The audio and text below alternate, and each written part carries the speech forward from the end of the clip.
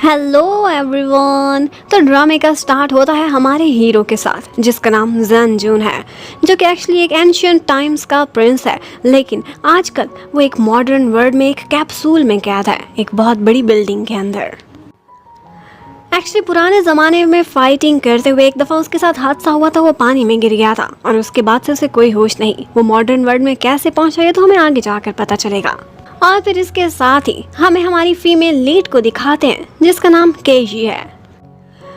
वो रात को एक बुरा सा सपना देख रही होती है और गुस्से में आकर वो पंच लगा देती है अपनी बेस्टी को जिसका नाम फेफे था। केजी और फेफे दोनों बेस्ट फ्रेंड्स तो हैं, लेकिन उनकी आदतें एक दूसरे से बहुत डिफरेंट हैं। फेफे हमेशा बॉयज़ में इंटरेस्ट लेती रहती है और उसके बहुत सारे बॉयफ्रेंड्स भी रह चुके हैं। हर आए दिन उसका ब्रेकअप भी हो जाता है, जबकि केजी गर्लिश तो बहुत कम ही लगती है क्योंकि उसकी स्ट्रेंथ बहुत ज़्यादा है और जब वो किसी की ठुकाई लगाने पर आती है तो बड़ों बड़ों को पीछे छोड़ देती है और इसी वजह से उसे चिढ़ाने के लिए अक्सर उसके फ्रेंड्स उसे ब्रो भी कहते हैं। और फिर उसके बाद हमें दिखाते हैं मैंग जिरान को, जो कि एक्चुअली एक एंकर है और वो वहीं पर ही जॉब करता है जहां पर केजी जॉब करती है। केजी की उससे मुलाकात होती है एलिवेटर में और यहाँ पर उसका जॉब का पहला दिन था। मैंग जिरान को बिल्कुल यही लग रहा था कि रिपोर्टर बन के मेरी कोई फैन गर्ल है जो मेरे साथ एलिवेटर में घुस आई है। अब वो बार बार उसे यही कहे जा रहा था या सेल्फी ले लो या ऑटोग्राफ। तो यहाँ पर केजी को भी गुस्सा आ जाता है और उसका यही लड़कों वाला स्टाइल और गुस्सा देखकर जिरान भी उससे बहुत डर जाता है।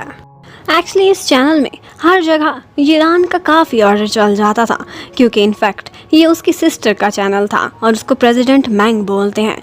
आज जब इन लोगों का वर्क डे ख़त्म हो जाता है तो उसके बाद हमें दिखाते हैं कि एक्चुअली उनके इसी ऑफिस में आज एक पार्टी भी है और वो थी एंशियंट टाइम की कॉस्ट्यूम्स पार्टी। लेकिन जिरान की किसी बात पर दोबारा से केजी से लड़ाई हो जाती है और वो उसे रूफ टॉप पर ही कैद करके नीचे दरवाज़ा लॉक करके चला जाता है। इतने में रूफ टॉप पर लेज़र शो स्टार्ट हो जाता है जो कि उनके आए हुए गेस्ट्स की इंटरटेनमेंट के लिए था। लेकिन उसके साथ ही वहाँ पर एक लाइटनिंग पड़ती है जिसके बाद से वो वाटर वाला कैप्सूल उस पर बहुत असर होने लगता है और इसके साथ ही हर तरफ ब्लैक आउट हो जाता है। फ़ोन के भी कोई सिग्नल नहीं थे कि ये बहुत कोशिश करते किसी को कॉल करके ऊपर बुलाए, लेकिन कोई नहीं आ सकता था। अब वो बार बार यही चिल्ला रही होती है कि कोई तो आए मेरी हेल्प करे, मैं ऊपर कैद हो गई हूँ। और उसकी इसी आवाज़ के साथ आंख खुलती है जन जून की, जो कि कैप्सूल में बंद था। अब वो बाहर निकलता है। वो एक अजीबोगरीब सी दुनिया में पहुंचा हुआ था जो पहले उसने कभी भी नहीं देखी थी। अब लाइट तो वापस आ चुकी थी, लेकिन मैग्नेटिक फील्ड में बदलाव की वजह से कहीं पर भी सिक्योरिटी कैमरास काम नहीं कर रहे थे। यहाँ पर जन जून एक जगह पर अपनी स्वॉर्ड देखता है तो फौरन से वो निकाल लेता है। अब वो केजी की आवाज़ का पीछा करता है और अपनी तलवार से उसका लॉक तोड़ देता है। वो जैसे ही ऊपर आता है तो केजी गिरने वाली थी, लेकिन वो उसे संभाल लेता है और इस तरह से हीरो हीरोइन की पहली मुलाकात होती है। जन को बार बार लग रहा था कि जैसे उसने केजी को कहीं तो देखा है, लेकिन कुछ याद नहीं आ रहा था। लेकिन यहाँ पर केजी उसे कहती, मुझे पता है तुम कॉस्ट्यूम पार्टी के लिए तैयार होके फिर रहे हो, वो नीचे वाले फ्लोर पर है, मैं तुम्हें वहाँ ले जाती हूँ। अब जन जून ने पहली दफ़ा एलिवेटर देखी थी, उसके दरवाजे खुद से खुल और बंद हो रहे थे। ये देखकर वो हैरान रह जाता है और डर भी रहा था। केजी उसे पकड़ के घसीट के अंदर लेकर आती है और कहती है कि तुम कुछ ज़्यादा ही अपने कैरेक्टर में आ चुके हो, क्या तुम्हें इतना भी नहीं पता कि ये एक एलिवेटर है। अब वो उसे नीचे हॉल के करीब छोड़ देती है और खुद वो जिरान के पीछे भागने लगती है और वो उसकी ठीक ठाक पिटाई भी कर देती है क्योंकि उसने उसे लॉक कर दिया था। अब जिरान को भी एक आइडिया आता है अपना बदला लेने के लिए। वो उसे एक ड्रिंक पिला देता है। अब वो मदहोश हो गई थी और वो उसको भी कॉस्ट्यूम पार्टी में अपने साथ ले जाने लगता है। कॉस्ट्यूम पार्टी में हर किसी ने एंशियंट टाइम्स के ड्रेसेस पहने हुए थे, लेकिन जन जून को यहाँ की लाइट्स और कुछ गर्ल्स के रिवीलिंग ड्रेसेस बहुत अजीब लग रहे होते हैं। इतने में वो वहाँ पर सैंडविच देखता है तो उसे ये नई डिश बहुत पसंद आती है। यहाँ पर वो लोग अपने ड्रामे के कुछ क्लिप्स चलाते हैं और इसके साथ ही जन जून को अपनी पुरानी सारी यादें आने लगती हैं। एक्चुअली उसको केजी की शक्ल किसी से मिलती हुई लग रही थी और वो था उसका एक कज़न जिसे वो हमेशा अपना ब्रदर बोला करता था। अब वो स्टेज पर खड़े हुए जिरान को देखता है तो उसके पास ही पहुंच जाता है और उनसे कहने लगता है कि अगर किसी ने मेरे एल्डर ब्रदर को देखा तो प्लीज़ उसे मुझ तक पहुंचा दें। जिरान ने तो एक्चुअली वहाँ पर केजी का मजाक उड़ाने के लिए उसे तैयार करके रखा हुआ था। लेकिन उसी टाइम पर उसकी सिस्टर प्रेसिडेंट मैंग आ जाती है और उसके इस प्लान पर वो उसे अमल नहीं करने देती। जबकि जैनजून जब केजी को पुराने स्टाइल की ड्रेसिंग में देखता है तो उसे एकदम से अपना एल्डर ब्रदर याद आने लगता है, जिसकी शक्ल इससे बहुत ज्यादा मिलती थी। अब केजी तो ड्रंक थी। वो ड्रंक होकर रूफ टॉप पर आ जाती है और यहाँ पर जैनजून भी उसका पीछा करने लगता है और वो उसको एकदम एल्डर ब्रदर बोल रहा था कि मैंने तुम्हें ढूंढ लिया है। लेकिन केजी उसे एक बहुत ही घातक टाइप की चोट देती है और वहाँ से जाने लगती है, लेकिन वो रूफ टॉप से नीचे गिर जाती है। उसी समय जैनजून उड़ता हुआ आता है और जाकर बीच हवा में उसे संभाल लेता है और वापस ऊपर आ जाता है। ये वो टाइम था जब पहली दफ़ा उसने नोटिस किया था कि उसके पास कुछ सुपर पावर्स भी आ चुकी हैं। और केजी को ये सीन बिल्कुल पुराने ड्रामों जैसा लग रहा था। उसे लगा था कि वो उड़ रही है अपने हीरो के साथ और वो ड्रंक होकर उसे किस भी कर लेती है। अब नेक्स्ट मॉर्निंग में सीन शिफ्ट होता है जब जैनजून केजी के बेडरूम में ही होता है। केजी की जैसे ही आंख खुलती है तो वो तो हैरान रह जाती है और वो उससे कहती है कि तुम यहाँ से जाओ, कल रात हमारे बीच जो कुछ भी हुआ किसी को मत बताना। लेकिन ये सुनते ही जैनजून कहता है कि मैं अपने एल्डर ब्रदर के साथ कुछ ऐसा वैसा कैसे कर सकता हूँ। केजी परेशान थी कि मेरे रूम में एक लड़के को कहीं फेफे ना देख ले और इतने में फेफे भी पहुँच जाती है। और फिर उधर हम एक मिस्टीरियस से कैरेक्टर को दिखाते हैं जिसके अंडर प्रेसिडेंट मैंग काम करती थी और असली चीफ वही था। वो ये कह रहा होता है कि मेरे रूम से कल एंटीक तलवार चोरी हो गई है, इसको पुलिस को रिपोर्ट मत करना, खुद से ही इन्वेस्टिगेट करने की कोशिश करो। उधर जैनजून सारों को बता रहा होता है कि एक्चुअली मैं कहाँ से आया हूँ और किस डायनेस्टी से ताल्लुक रखता हूँ। वो गर्ल्स सुनकर उसका मजाक उड़ाने लगती हैं कि क्या तुमने हमें पागल समझ रखा है कि तुम 1800 साल पहले की बातें कर रहे हो, ये मॉडर्न वर्ड है। लेकिन फिफे को तो यही लग रहा था कि शायद ये लड़का कोई मेंटल पेशेंट है, लेकिन साथ ही साथ वो ये भी सोचती है कि ये एक्सट्रीमली हैंडसम भी है और क्यों ना मैं इसके साथ कुछ समय बिताऊं। वो तो मजाक में ये भी कह देती है कि तुम मुझे डार्लिंग बुला सकते हो। लेकिन जैनजून को बहुत फर्क पड़ रहा था क्योंकि उसने शॉर्ट्स पहनी हुई थी और वो यही कहता है कि प्लीज आप खुद को कवर करने की कोशिश करें मिस डार्लिंग। अब यहाँ पर जैनजून एक दफ़ा खुद को मिरर में देखता है तो उसे पता चलता है कि उसके बाल तो छोटे हो चुके हैं। वो रोने लगता है और इतने में केजी को याद आता है कि कल उसने ड्रंक होकर इसके लंबे लंबे बाल छोटे कर दिए थे। अब वो बहुत रोता है और कहता है कि मैं अपने एंसेस्टर्स को क्या मुंह दिखाऊंगा, उनके पुराने ज़माने में बाल काटने की रिवायत ही नहीं थी। और यहाँ पर उसे अपनी बॉडी पे बहुत सारे बदलाव नजर आते हैं। एक घाव था जो उसके दिल के करीब था। तो यहाँ पर फेफे कहने लगती है कि कहीं तुम 9-tailed फॉक्स तो नहीं हो जिसके खून पर वो इंसान पलता होगा जिसने तुम्हें 1800 साल कैद रखा है। वेल अब केजी ने तो काम पर जाना था और पीछे वो फेफे के हवाले करके चली जाती है जैनजून को। अब ऑफिस जाकर केजी को पता चलता है कि एक एंटीक तलवार मिसिंग है। यही तलवार तो उसने कल जैनजून के पास देखी थी, जो कि उसका कहना था कि मेरी खानदानी तलवार है। लेकिन वो चुप कर जाती है और किसी को कुछ भी नहीं बताती। उधर फेफे ने जैनजून को मॉडर्न कपड़े भी पहना दिए थे जो कि एक्चुअली वो अपने एक्स बॉयफ्रेंड के लिए लेकर आई थी। और थोड़ी ही देर बाद उसने जैनजून की बड़ी अच्छी सी कटिंग भी करा ली थी और वो बहुत ज्यादा हैंडसम लग रहा होता है। उसी टाइम पर केजी को भी कॉल आती है कि इमरजेंसी है और जल्दी जल्दी फेफे ने उसे बुलाया है। जैनजून ने आज पहली दफा टीवी देखा था तो वो तो उन पर तलवार भी निकाल लेता है, लेकिन यहाँ फेफे बड़ी मुश्किल से उसे कंट्रोल करती है और समझाती है कि इसमें से कुछ भी रियल नहीं है, ये सिर्फ पिक्चर्स हैं जो स्क्रीन पर दिख रही हैं। ध्यान से छूना ये बहुत एक्सपेंसिव चीज है। बस आ रही होती है तो वो देखती है कि कोई उसका पीछा कर रहा है। एक्चुअली प्रेसिडेंट मैंग ने ही किसी को उसके पीछे भेजा था। जैनजून तो घर पर बहुत अच्छा समय बिता रहा होता है। फेफे उसे बहुत सी चीज़ों के बारे में बताती है जो कि मॉडर्न वर्ल्ड में थी। वो देख देख कर हैरान हो रहा था और फेफे बस इसी बात से खुश थी कि उसके साथ एक हैंडसम लड़का है और वो उसका काफ़ी एडवांटेज भी उठाती है और मैनर्स के चक्कर में वो उसके काफ़ी क्लोज भी आ जाती है। और जब तक केजी घर पहुंचती है तो ऐसा लग रहा था कि जैसे जैनजून ने बड़ी मुश्किल से अपनी इज्जत बचाई है। अब केजी भी एक चाल चलती है और अपनी उस कोलीग को चक्कर दिलाने के लिए फेफे को अपने कपड़े पहनाकर बाहर भेज देती है। जबकि फौरन से वो पुलिस स्टेशन से पता करती है तो उसे मालूम पड़ता है कि किसी ने भी एंटीक तलवार चोरी होने की कोई भी रिपोर्ट नहीं लिखवाई। इसका मतलब है कि कुछ तो फिशी है। यहाँ पर जब जैनजून आता है तो केजी उसे समझाती है, कहती है तुम देख सकते हो कि मैं एक लड़की हूँ, मैं तुम्हारा एल्डर ब्रदर नहीं हूँ, इसलिए मुझे इस नाम से मत बुलाना। लेकिन अगर तुम अपने एल्डर ब्रदर के पास जाना चाहते हो तो मैं तुम्हारी हेल्प कर सकती हूँ। अब वो उसकी स्वॉर्ड को कवर कराती है और उसे अपने साथ ले जाने लगती है। उसे बहुत सी बातें भी सिखाती है कि किस तरह से वो रेड लाइट के आने पर रुक जाते हैं, और वो बिल्कुल ऐसे ही ऑर्डर करने लगता है कि जैसे वो मॉडर्न एरिया में भी एक प्रिंस हो। ये सारी हरकतें करता हुआ वो बहुत हैंडसम लग रहा था। जब वो इतनी ऊंची ऊंची बिल्डिंग्स देखता है और बस का सफ़र करना, तो उसे ये सारा कुछ बहुत अजीब लग रहा था। लेकिन उसके साथ केजी थी तो वो खुद को काफ़ी प्रोटेक्टेड फील करता है। अब केजी उसको एक पॉइंट पर लेकर जाती है। तब तक रात हो चुकी थी। वो उसे कुछ स्टार्स दिखाती है, कहती है कि जब ये 5 स्टार्स एक लाइन में आ जाएंगे तो तभी इसी स्पॉट पर तुम्हारे ऊपर एक लाइट पड़ेगी, जिसके बाद तुम अपनी दुनिया में वापस पहुंच जाओगे अपने एल्डर ब्रदर के पास, और तब तुम जाना और अपने सारे मिशन पूरे करना इस तलवार के साथ जो कि रह गए हैं। लेकिन शर्त ये है कि तब तक तुमने इस पॉइंट से ज़रा भी नहीं हिलना।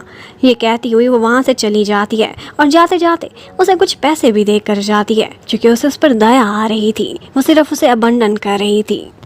और वो उसके हाथ पर एक नंबर भी लिख कर जाती है जो कि इमरजेंसी का नंबर था, ताकि अगर वो किसी मुश्किल में हो तो लोग कॉल कर दें और इसे इमरजेंसी वाले ले जाएं। अब जब केजी ये सारा कुछ करके वापस जा रही होती है तो जैन जुन उसे वापस बुलाता है और कहता है कि बहुत ठंडी हवा चल रही है, तुम्हें ठंड ना लग जाए इसलिए उसे अपनी जैकेट पहना देता है।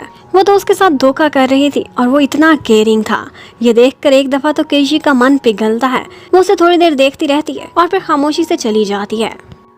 लेकिन थोड़ी ही देर बाद वहाँ तेज़ बारिश स्टार्ट हो जाती है। केजी अपने घर में आराम से लेटी हुई थी। वो खुद को बहुत तसल्ली देती है कि वो लड़का वहाँ नहीं खड़ा रहेगा, वो चला जाएगा। लेकिन एक्चुअली जैन जुन बारिश में खड़ा भीग रहा होता है। 1-2 गार्ड्स भी आकर उसे वहाँ से हटाने की कोशिश करते हैं, लेकिन फिर उनको लगता है कि ये कोई प्यार में दीवाना खड़ा हुआ है। वो पुराने ज़माने का इंसान था, बिल्कुल सीधा साधा था और अपनी धुन का भी पक्का था। वो वहाँ से 1 इंच भी नहीं हटता। उधर केजी को भी नींद नहीं आ रही थी। वो सोचती है कि क्यों ना एक दफ़ा उसे जाकर देख लूं। वो जैसे ही वहाँ पहुँचती है छाता लेकर, तो जैन जुन वहीं खड़ा हुआ था। वो उससे कहती है कि तुम यहाँ से गए क्यों नहीं, क्या तुम पागल हो, खुद को बीमार कर लोगे। अब यहाँ पर जैन जुन को भी अंदाजा हो जाता है कि केजी ने सिर्फ उसे पागल बनाया था। वो मॉडर्न डे की एक लड़की उस सीधे साधे लड़के को बेवकूफ़ बना रही है। वो उससे कहता है कि तुम यहाँ से चली जाओ, मैं यहाँ से बिल्कुल नहीं हटूंगा और तुम्हारे साथ वापस कभी नहीं जाऊँगा। तो बारिश में घंटों भीगने के बाद जब जैन जुन बेहोश होकर नीचे गिरता है तो केजी पलट कर आती है और उसे संभाल लेती है। ये सीन बिल्कुल वैसे ही था जैसे पुराने ज़माने में जब भी उसे कोई दुख पहुंचता था तो उसका एल्डर ब्रदर उसे संभालने के लिए पहुंच जाता था। केजी में किसी न किसी तरह से उसके एल्डर ब्रदर की ही झलक आती थी। शायद केजी के वो इंसेस्टर्स में से हो। अब वो उसे अपने साथ कैरी करके घर ले जाती है और उसके बाद जब जैन जुन को होश आता है तो केजी उसे बताती है कि मैं तुम्हें लेकर तो आई हूँ, लेकिन टैक्सी ड्राइवर बहुत ही स्वीट था, उसने ही तुम्हारे कपड़े चेंज किए, मैंने तो तुम्हें हाथ भी नहीं लगाया। और इसके साथ ही वो उसके लिए मेडिसिन बनाने लगती है। अब यहाँ पर जैन जुन की नज़र उसकी डीप नेक पर पड़ती है तो उसे एकदम से कुछ ख्याल आने लगते हैं। वो सोचता है कि इस लड़की का मैंने बहुत ही एडवांटेज उठा लिया है। वो आज से पहले कभी भी किसी लड़की से इतना क्लोज नहीं हुआ था जितना कि वो केजी से हुआ था। और अब बार बार उसे यही ख्याल आने लगते हैं कि जिस तरह से उन्होंने एक रात एक ही बेड शेयर किया था। इसके अलावा उसका जितना केजी से क्लोज होना, इवन कि उन दोनों की किस भी, ये उसकी लाइफ में पहली दफ़ा हुआ था। वो फैसला करता है कि अगर मैंने एक लड़की का एडवांटेज उठाया ही है तो मैं इसकी पूरी रिस्पॉन्सिबिलिटी भी लूँगा और इसको कंपनसेशन भी दूंगा।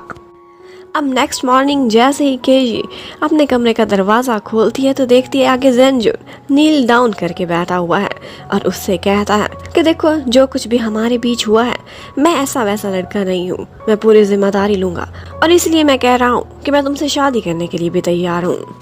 अब ये मैरिज प्रपोजल सुनते ही केजी की तो हैरानगी से आंखें खुली की खुली रह जाती हैं।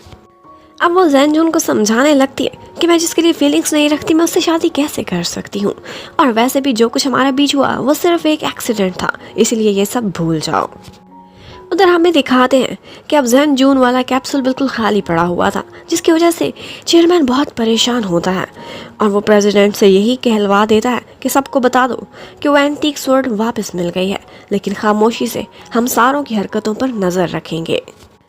अब नेक्स्ट डे नाश्ते की टेबल पर जैन जुन दोबारा से केजी से पूछता है कि तुमने शादी वाले सवाल पर मुझे जवाब नहीं दिया था। अब केजी को समझ नहीं आ रही थी कि इस भोले भाले से लड़के को मैं कैसे समझाऊं। वो उससे कहती है कि देखो, किस होना या हक करना हमारे ज़माने में एक छोटी सी बात है। लेकिन जैन जून के लिए ये बहुत बड़ी बात थी। वो जिस टाइम से आया था उसने भी फैसला किया हुआ था, सोच लेता है कि शादी तो मैं इसी से ही करके रहूँगा। अब यहाँ पर जैन जून उससे कहता है कि बेशक ये घर मेरे रहने के काबिल नहीं है, लेकिन फिर भी मैं गुजारा कर लूँगा, लेकिन सिर्फ इस शर्त पर कि मुझे 2 सर्वेंट्स रख के दे दो, अगर 2 नहीं तो 1 तो ज़रूर रख के दो। अब यहाँ पर फिफ्फी भी आ चुकी थी और वो फ़ौरन से कहने लगती है कि मैं हर हाल में तुम्हारी मेड बनने के लिए तैयार हूँ। लेकिन ऐसी मेड जैन जून को किसी सूरत नहीं चाहिए थी, जो कि बहुत फ्लर्ट करती थी, और वो एक बहाने से मिस डार्लिंग को मना कर देता है। जैन जून को यहाँ पर लगता था कि जिस कमरे में उसकी आंख खुली है, जहाँ पर वो कैप्सूल था और एंटीक तलवार भी, ज़रूर उसका लेना देना उसके एल्डर ब्रदर से है। उसे शक था कि शायद एल्डर ब्रदर भी इस ज़माने में आ चुका है और वो वही चेयरमैन होगा जिसके कमरे में मैं उठा था। वो तो खुद वहाँ पर जाकर ये सारा कुछ देखना चाहता था, लेकिन केजी बताती है कि चेयरमैन को आज तक किसी ने नहीं देखा और ना ही इंटरनेट पर उसके बारे में कोई भी इन्फॉर्मेशन है। वो उससे बोलती है कि मैं वही काम करती हूँ, मैं खुद से पता कराऊंगी, पहले कोशिश करूंगी, ये ना हो कि वो तुम्हारा दुश्मन निकले, फ्रेंड होने की बजाय। अब नेक्स्ट डे ऑफिस के बाहर केजी को जिरान मिलता है जो उससे फ्लर्ट कर रहा था, और वो भी बड़े मजे से उसकी कार में बैठ जाती है क्योंकि वो मैंग जिरान से कुछ बातें निकलवाना चाहती थी ऑफिस के बारे में। अब वो उसे बातों के बहाने एक दफ़ा चेयरमैन के बारे में पूछती है कि क्या उसकी शक्ल मुझसे तो नहीं मिलती, क्योंकि उसे पता था कि जैन जून के एल्डर ब्रदर की शक्ल मुझसे मिलती है। लेकिन मैंग जिरान भी बहुत टेढ़ा इंसान था, उसने कहा कोई सीधा जवाब देना था, वो बस शरारतें ही करता रह जाता है। अब उसके बाद उनके ऑफिस में एक मीटिंग होती है जिसमें उनको एक टास्क मिलता है कि एक सेलिब्रिटी है जो कि आजकल अंडरग्राउंड गई हुई है, उसके घर पर बहुत अरसे बाद एक पार्टी हो रही है, इसलिए उनकी एक रिपोर्टर डिस्कस करके वहां जाएगी, और वो रिपोर्टर चुनी जाती है केजी, जिसको मैंग जिरान की गर्लफ्रेंड बनकर वहां जाना होगा। केजी को इसलिए चूज किया था क्योंकि वो थोड़े अरसे पहले ही यूएसए से आई थी और यहाँ पर बहुत कम लोग उसे पहचानते हैं। केजी बेचारी के पास पार्टी के लिए कोई फॉर्मल ड्रेस नहीं था, तो जिरान उसे अपने साथ शॉपिंग पर लेकर जाता है और एक ड्रेस उसके लिए डिसाइड कर लेता है।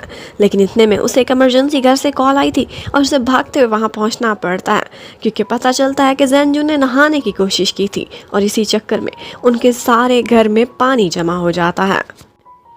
अब जब केजी उसे डांट रही होती है तो यहाँ पर जिरान काफी इंजॉय करता है, लेकिन इतने में जैन जून की तलवार एक दफा गिरती है और उस पर जिरान की नजर पड़ने ही वाली थी, लेकिन केजी सारा कुछ संभाल लेती है।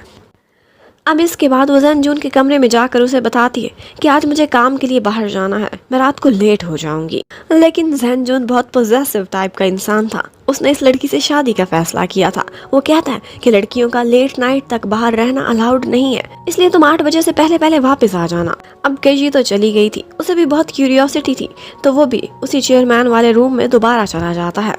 उसके पास सुपर पावर्स थी जिसकी वजह से सिक्योरिटी की नज़र भी उस पर नहीं पड़ती।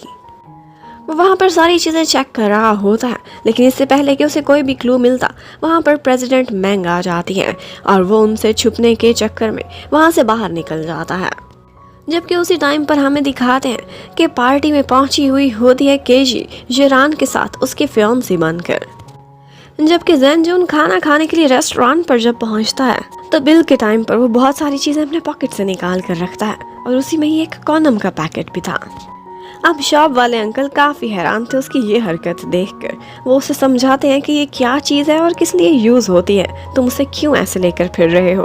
और यहीं पर जैन जून को याद आता है कि ये चीज़ एक्चुअली जिरान की पॉकेट से सोफे पर गिरी थी और जैन को लगा था कि ये पैसे हैं, तो उसने उठाकर अपने पॉकेट में रख लिया।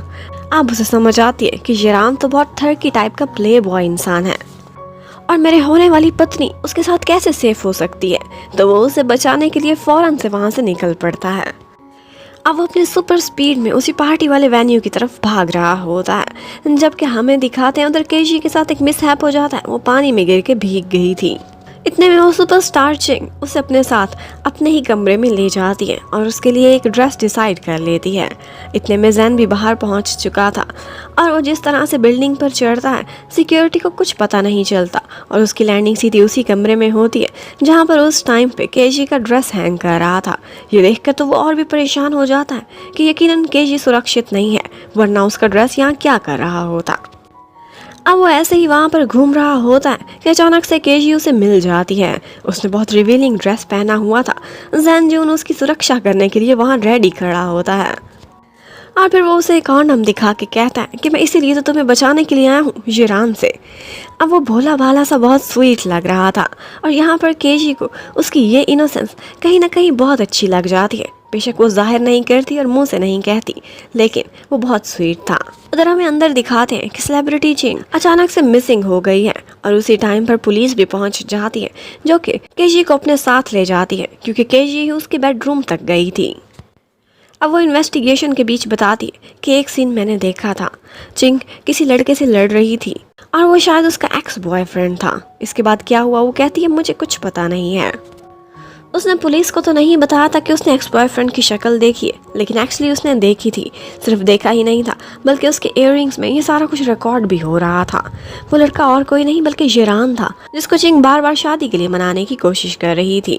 लेकिन बाद में केजी को यूरान बताता है कि बेशक हम लड़ रहे थे, मैं वहाँ से चला गया था और मेरा उसके मिसिंग होने से कोई लेना देना नहीं है। यहाँ पर प्रेसिडेंट मैंग भी पहुंची हुई होती है और वो उसे कंपनी की रेपुटेशन की बात कहकर चुप करा देती है कि इस वीडियो के बारे में किसी को ना बताना, इससे कुछ साबित भी नहीं होता। अब जब केजी घर वापस लौटती है, जैन तब तक नहीं था और वो अपनी पुरानी आदत के मुताबिक बड़े मजे से अपने कपड़े चेंज कर रही होती है कि अचानक से जैन आ जाता है। उसने अपना ड्रेस अनजिप कर दिया था और जैसे ही वो आता है उसकी फ्रॉक अपने पैरों तले आती है और नीचे गिर जाती है। और इस एम्बैरेसिंग मोमेंट पर जैन ने उसको बहुत अच्छे से गौर से देख लिया था और फिर उसके बाद वो पीछे की तरफ मुड़ जाता है। अब यहाँ पर केजी उसे बहुत डांटती है जब वो उसे बताता है कि हाँ मैंने तुम्हें देख लिया है। वो उससे कहती है कि ऐसे मौके पर लड़की को कहते हैं कि मैंने कुछ भी नहीं देखा। जैन बहुत इनोसेंट था, उसे अभी तक झूठ बोलना नहीं आता था। इतने में केजी बात बदलती है और कहती है तुमने सारा घर गीला किया है तो ये सारी बुक्स जो मेरी हैं अब ये तुम ही ड्राई करोगे। यहाँ पर जैन को बुक्स में बहुत इंटरेस्ट होता है। केजी उसके पास बहुत सारी बुक्स लेकर आती है और एक डिक्शनरी भी देती है कि अगर तुमने मॉडर्न वर्ड की फ्रेजेस देखनी है तो तुम यहाँ से हेल्प ले सकते हो।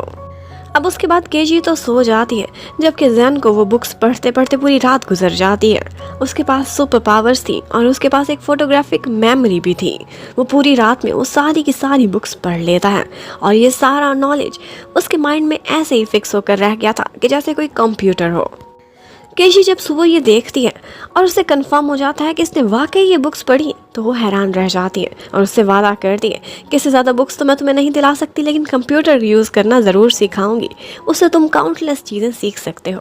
उधर केजी आज ऑफिस में प्रेसिडेंट मैंग के पास जाती है और कहती है कि मुझे डर लग रहा है, मुझे लगता है हमें पुलिस से कोई बात नहीं छुपानी चाहिए थी, हम वो वीडियो दिखा क्यों नहीं देते। लेकिन मैंग का कहना था कि हम ऐसे ही एक मामले में उलझ जाएंगे, हमारी रेपुटेशन भी खराब होगी और वैसे भी उस वीडियो से कोई भी क्लू नहीं मिलता है। और उसी टाइम पर चोरी चोरी कोई ऑफिस में उनकी ये बातें भी सुन रहा था। आज केशी जल्दी ऑफिस से घर आ जाती है। जैन देखता है कि उसका मूड थोड़ा ख़राब लग रहा है कल वाले इवेंट की वजह से, तो वो उससे कहने लगता है कि लड़कियों को खुश करने का एक ही तरीका है और वो होती है शॉपिंग, क्यों ना हम दोनों शॉपिंग के लिए चलें। अब ये देखकर केशी हैरान रह गई थी कि थोड़े ही दिनों में ये लड़का बहुत कुछ सीख चुका है, ये बहुत आगे तक जाएगा। जबकि उधर कोई प्रेसिडेंट मैंग के कंप्यूटर से एक फाइल निकाल लेता है, वो कौन होता है ये तो हमें भी नहीं पता। जबकि इतने में जैन और केजी दोनों एक शॉपिंग मॉल में पहुंचे हुए होते हैं। जैन बहुत खुश होता है क्योंकि वो पहली दफ़ा ऐसी जगह पर आया था। अब वो हर जगह जाकर देखता है, बहुत सी शॉपिंग करने की कोशिश करता है, नई नई हरकतें भी कर रहा था और ये सब करता वो एक्सट्रीमली क्यूट लग रहा होता है। केजी भी उसे इस तरह से देखकर काफ़ी खुश हो गई थी, उसका मूड बदल चुका था। अब एक दफ़ा वो अपने लिए एक ड्रेस पहन कर आता है जिसमें वो एक्सट्रीमली हैंडसम लग रहा था। केजी भी उसे देखती है तो देखती रह जाती है, लेकिन जब उसे इस ड्रेस की कीमत पता चलती है तो वो हैरान रह जाती है और उससे कहती है कि ये चेंज करो, ये तो मैं तुम्हारे लिए बिल्कुल अफोर्ड नहीं कर सकती। लेकिन यहाँ पर हमारा हीरो भी बिल्कुल बच्चों की तरह जिद कर देता है और कहता है कि ये ड्रेस तो मैं लेकर ही जाऊँगा। अब जब केजी बिल पे कर रही होती है तो वो उससे कहती है कि तुम हैंडसम लग रहे हो, इसीलिए मैं तुम्हें ये ड्रेस दिला रही हूँ, लेकिन तुम्हें ये पैसे वापस करने होंगे। जैन भी वादा करता है कि एक दफ़ा मैं कमाने लग जाऊँ तो मैं 10 गुना वापस करूँगा। अब उसे बॉयज सूट की शॉप पर छोड़कर वो खुद अपने लिए कुछ अंडरगारमेंट्स लेने के लिए चली जाती है। यहाँ पर सेल्स लेडी उसे साइज से लेकर कुछ डिस्कशन कर रही होती है कि इतने में ऊपर से जैन आ जाता है और आंटी कहने लगती है कि तुम मेरी बात नहीं मानोगी, तुम्हारा बॉयफ्रेंड ही बताएगा कि तुम्हारा असल साइज क्या है। अब जैन इतना इनोसेंट था कि उसे अपना मशवरा देने लगता है कि तुम्हें कौन सा साइज पूरा आएगा और साथ में याद भी कराता है कि मैंने तुम्हें देखा तो था। और ये सुनते ही केशी को बड़ा गुस्सा आता है। जैन को भी एकदम याद आता है और वो कहने लगता है नहीं नहीं, मैंने तो कुछ भी नहीं देखा। अब जब केजी बाहर जा रही होती है तो उसकी टक्कर एक लड़की से होती है। वहाँ पर वो एक वीडियो देखती है तो ये वही वीडियो थी जो कि उसके सीक्रेट कैमरे से बनाई गई थी। ये वीडियो वायरल कैसे हुई ये तो हमें आगे आकर पता चलेगा। ये सीक्रेट कैमरा से बनाई हुई वीडियो जो कि जिरान और चिंग की थी वो वायरल हो गई है, जिसमें वो अपने एक्स बॉयफ्रेंड को यही कहे जा रही थी कि वो मम्मी बनने वाली है, इसलिए हम दोनों शादी कर लेते हैं। उधर प्रेसिडेंट मैंग को भी इंफॉर्मेशन मिलती है कि एक्चुअली ये सारा ब्रीच एक सिक्योरिटी गार्ड ने किया है और अब वो भाग चुका है। अब केई जैसे ही घर पहुंचती है तो वो यही वीडियो देख रही थी कि जैन जून इस लड़की को देखते ही पहचान जाता है। कहता है कि उस रात जब मैं उस घर पर पहुंचा था तुम्हारे पीछे, तो इस लड़की को मैंने इसके मैनेजर के साथ देखा था जो कि इसके कमरे में जा रहा था। अब केई को शक होने लगता है कि शायद इसका मैनेजर ही इस सब में मिला हुआ होगा। अब वही वीडियो मेन स्ट्रीम और सोशल मीडिया पर वायरल हो चुकी थी और हर कोई जिरान के साथ साथ केई को भी बुरा भला कह रहा था, क्योंकि सबका कहना था कि केई ने ये वीडियो बनाई है और उसी ने ही ये किसी को बेच के वायरल करा दी है। प्रेसिडेंट मैंग को पता था कि ये वीडियो केई ने लीक नहीं की, तो वो केजी को कहती है कि थोड़े दिनों तुम मीडिया से दूर रहो और कुछ दिन आराम करो, छुट्टी पर रहो। उधर पुलिस ऑफिसर को दिखाते हैं उसे चिंग के रूम से कुछ सस्पिशियस फिंगरप्रिंट्स भी मिले थे जो कि किसी से भी मैच नहीं होते थे और यहाँ पर उसे शक होने लगता कि उसने केई के साथ उस दिन एक लड़के को देखा था जो वहाँ से जा रहा था। उन्हें केजी पर ही शक होने लगता है। अब वो खामोशी से केई का पीछा कर रहे होते हैं कि यहाँ पर एक लड़की केजी को घेर लेती है। उसके साथ बहुत सारे गुंडे भी थे जो कि एक्चुअली मार्शल आर्ट एक्सपर्ट्स थे। वो लड़की ईरान की फैन थी और वो उस पर गुस्सा करने लगती है कि तुम हमारे आइडल को बदनाम कर रही हो, तुमने ही उसकी वीडियो लीक कराई है। अब वो लोग जैसे ही केई पर हमला करते हैं वहाँ पर जैन जून पहुँच जाता है जो कि उसे प्रोटेक्ट करता है। उन सारों को इतना मारता है कि बाकी सबके साथ साथ ऑफिसर भी उसकी स्किल्स देखकर हैरान रह गया था। केजी को पैर पर चोट लगी थी तो यहाँ पर जैन जून उसे उठा लेता है और कैरी करके ले जाने लगता है। वो उसे रोकती है तो बोलता है कि देखो हम दोनों का सर नेम जैन है, इसलिए हम एक फैमिली से बिलोंग करते हैं, कहीं ना कहीं तुम्हें प्रोटेक्ट करना मेरा फर्ज है। अब ऑफिसर पीछे से आता है और उसी स्टिक को उठा लेता है ताकि वो जैन जून के फिंगरप्रिंट्स कमरे के फिंगरप्रिंट्स से मैच कर सके। घर पहुंचकर जैन जून केजी से कहता है कि तुम सबके सामने बहुत स्ट्रांग और बहुत स्ट्रिक्ट बनने की कोशिश करती हो, लेकिन एक्चुअली तुम एक जेंटल लड़की हो और दिल से बहुत काइंड हो। जब तक मैं तुम्हारे साथ हूँ मैं तुम्हारी सुरक्षा करूंगा, इसलिए तुम्हें मेरे सामने स्टिफ और स्ट्रांग बनने की एक्टिंग करने की कोई ज़रूरत नहीं, तुम जेंटल रह सकती हो। यहाँ पर शायद उसे किसी करने वाला था कि ऊपर से फेफे आ जाती है और उन दोनों का ये सीन बर्बाद कर देती है। उधर जिरान बहुत ज़्यादा परेशान था और ड्रंक था। उसकी दीदी उसके पास आती है और उससे कहती है कि देखो तुम मीडिया के सामने जाओ और अपनी एक स्टेटमेंट दो जिसमें तुम चिंग को बुरा नहीं कहोगे और सिर्फ इसी तरह से उसकी तारीफ करके उसे अपना प्यार जता के ही तुम मीडिया में अपना इमेज संवार सकते हो। उधर जैन जून आज दोनों गर्ल्स के साथ बैठकर हॉट पॉट खा रहा था, लेकिन उसे ये खाना कभी नहीं खाना आता था। वो उसे सिखाती है और वो काफ़ी इंजॉय करता है डिनर करते समय। यहाँ पर केई को यादें आने लगती हैं कि वो अपनी मम्मी डैडी के साथ इसी तरह हॉट पॉट इंजॉय किया करती थी। इतने में वो लोग देखते हैं तो जिरान एक शो पर पहुंचा हुआ होता है जहाँ पर वो बार बार चिंग की तारीफें कर रहा था और यही कह रहा था कि अगर वो एक दफ़ा लौट के आ जाए तो मैं अपना प्यार लिए उसका वेट कर रहा हूँ। एक्चुअली ईरान ये सारा कुछ बिल्कुल नहीं करना चाहता था, लेकिन उसकी दीदी ने कहा था कि अपनी कंपनी की रेपुटेशन संभालने के लिए ये सारा कुछ करना बहुत ज़रूरी है।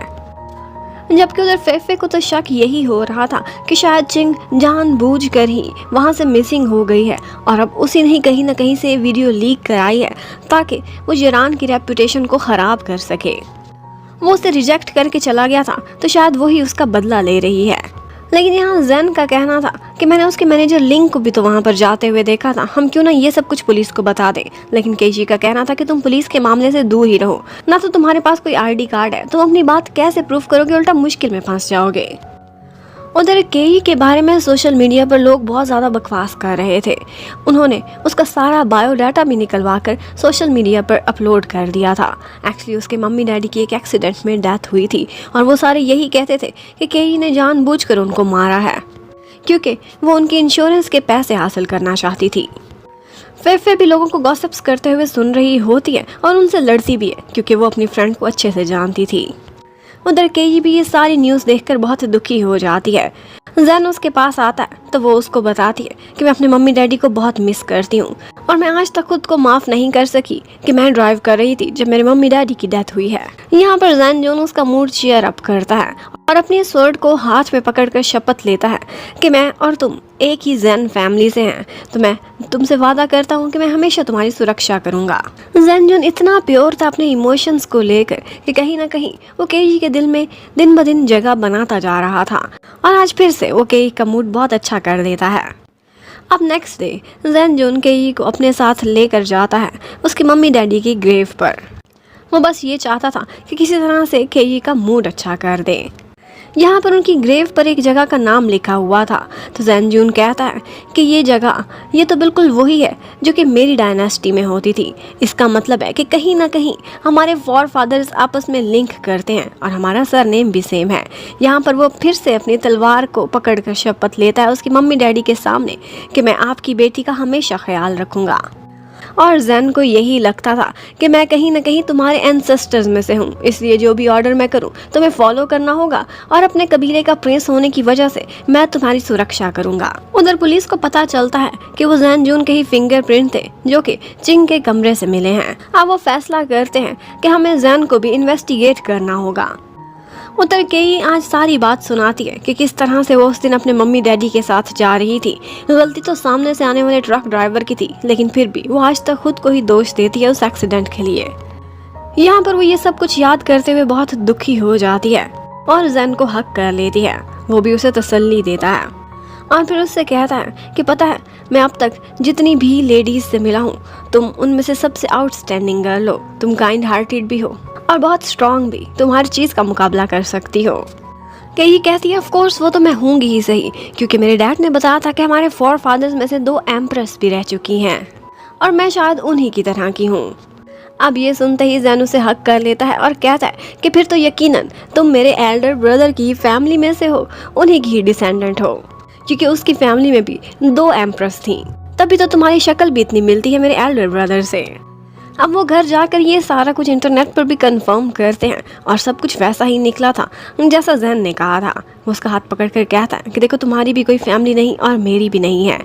मैं यहाँ पर फंस चुका हूँ, तो क्यों ना हम दोनों एक दूसरे का हमेशा साथ दें और जैन फैमिली को एक्सपैंड करें और फिर से ग्लोरियस बनाएं। अब फैमिली एक्सपैंड करने की बात सुनकर केई के माइंड में बहुत कुछ आने लगता है और वो एकदम हॉट फील करती है और कहती है कि मैं कहीं बाहर जा रही हूँ ठंडी हवा लेने के लिए।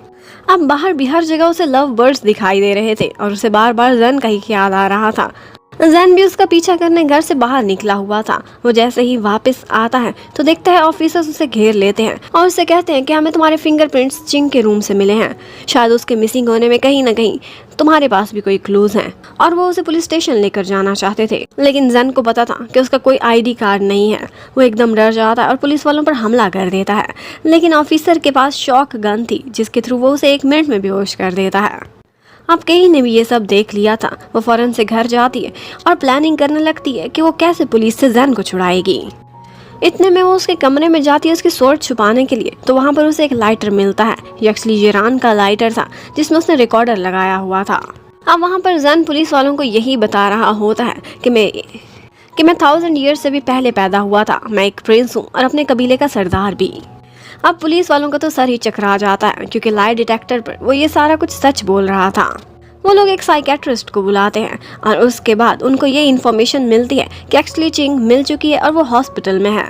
अब फौरन से केई भी उसी हॉस्पिटल में पहुंच जाती है और वहीं पर ही प्रेसिडेंट मैंग और जिरान भी आते हैं। जिरान को यहाँ चिंग के साथ बहुत प्यार से बर्ताव करना पड़ता है, क्योंकि वो अपना इमेज सीधा करना चाहता था।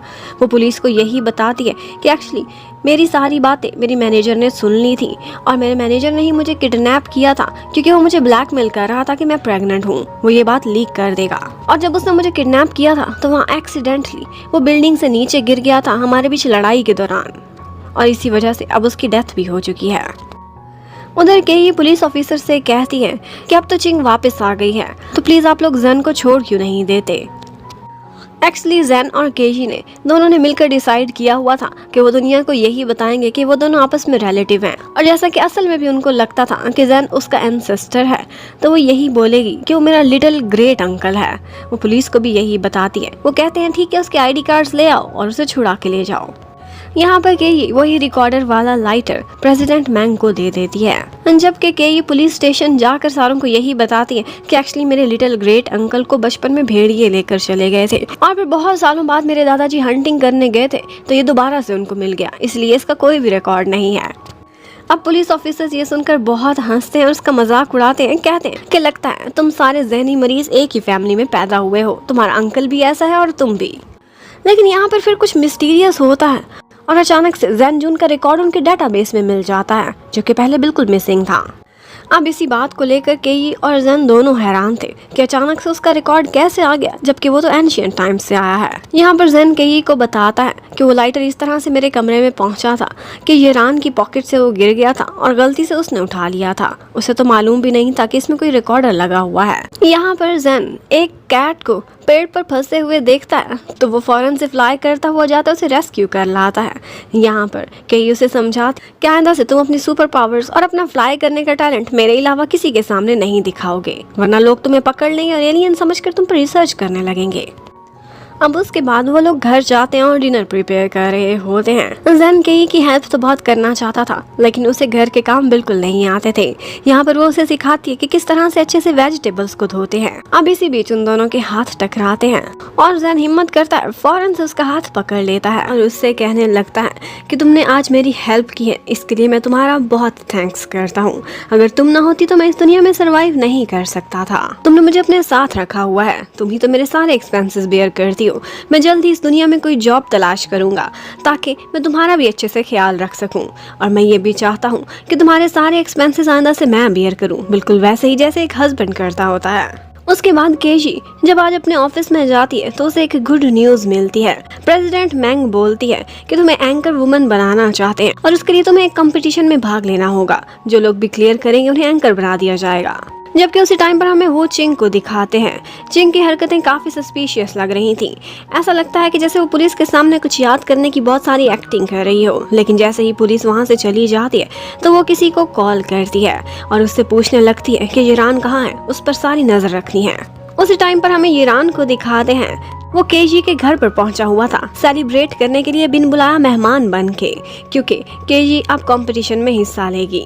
ये अपॉर्चुनिटी उनके चैनल की तरफ से बहुत कम लोगों को मिली थी। यहाँ पर वो लोग काफी देर तक बातें करते हैं और यहाँ पर जैन को याद आने लगती है कि एक दफा उसके एल्डर ब्रदर ने भी उससे पूछा था कि तुम्हें किस तरह की गर्ल्स पसंद है। एक्चुअली वो हमेशा से सिंगल रहा था, उसकी कभी भी कोई भी गर्लफ्रेंड नहीं थी।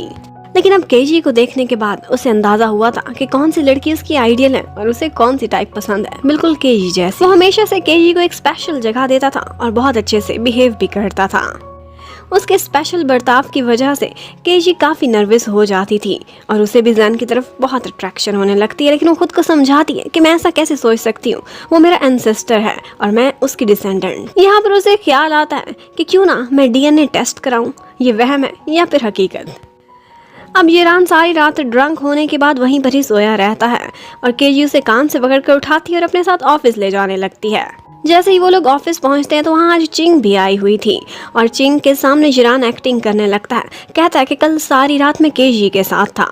केजी को बहुत ऑकवर्ड फील होता है। वो चिंग को समझाती है कि प्लीज़ कोई गलत मतलब मत निकालना, वहाँ पर मेरे लिटिल ग्रेट अंकल भी साथ थे और मेरी एक फ्रेंड भी। ये ड्रंक हो गया था इसलिए वहीं पर सो गया।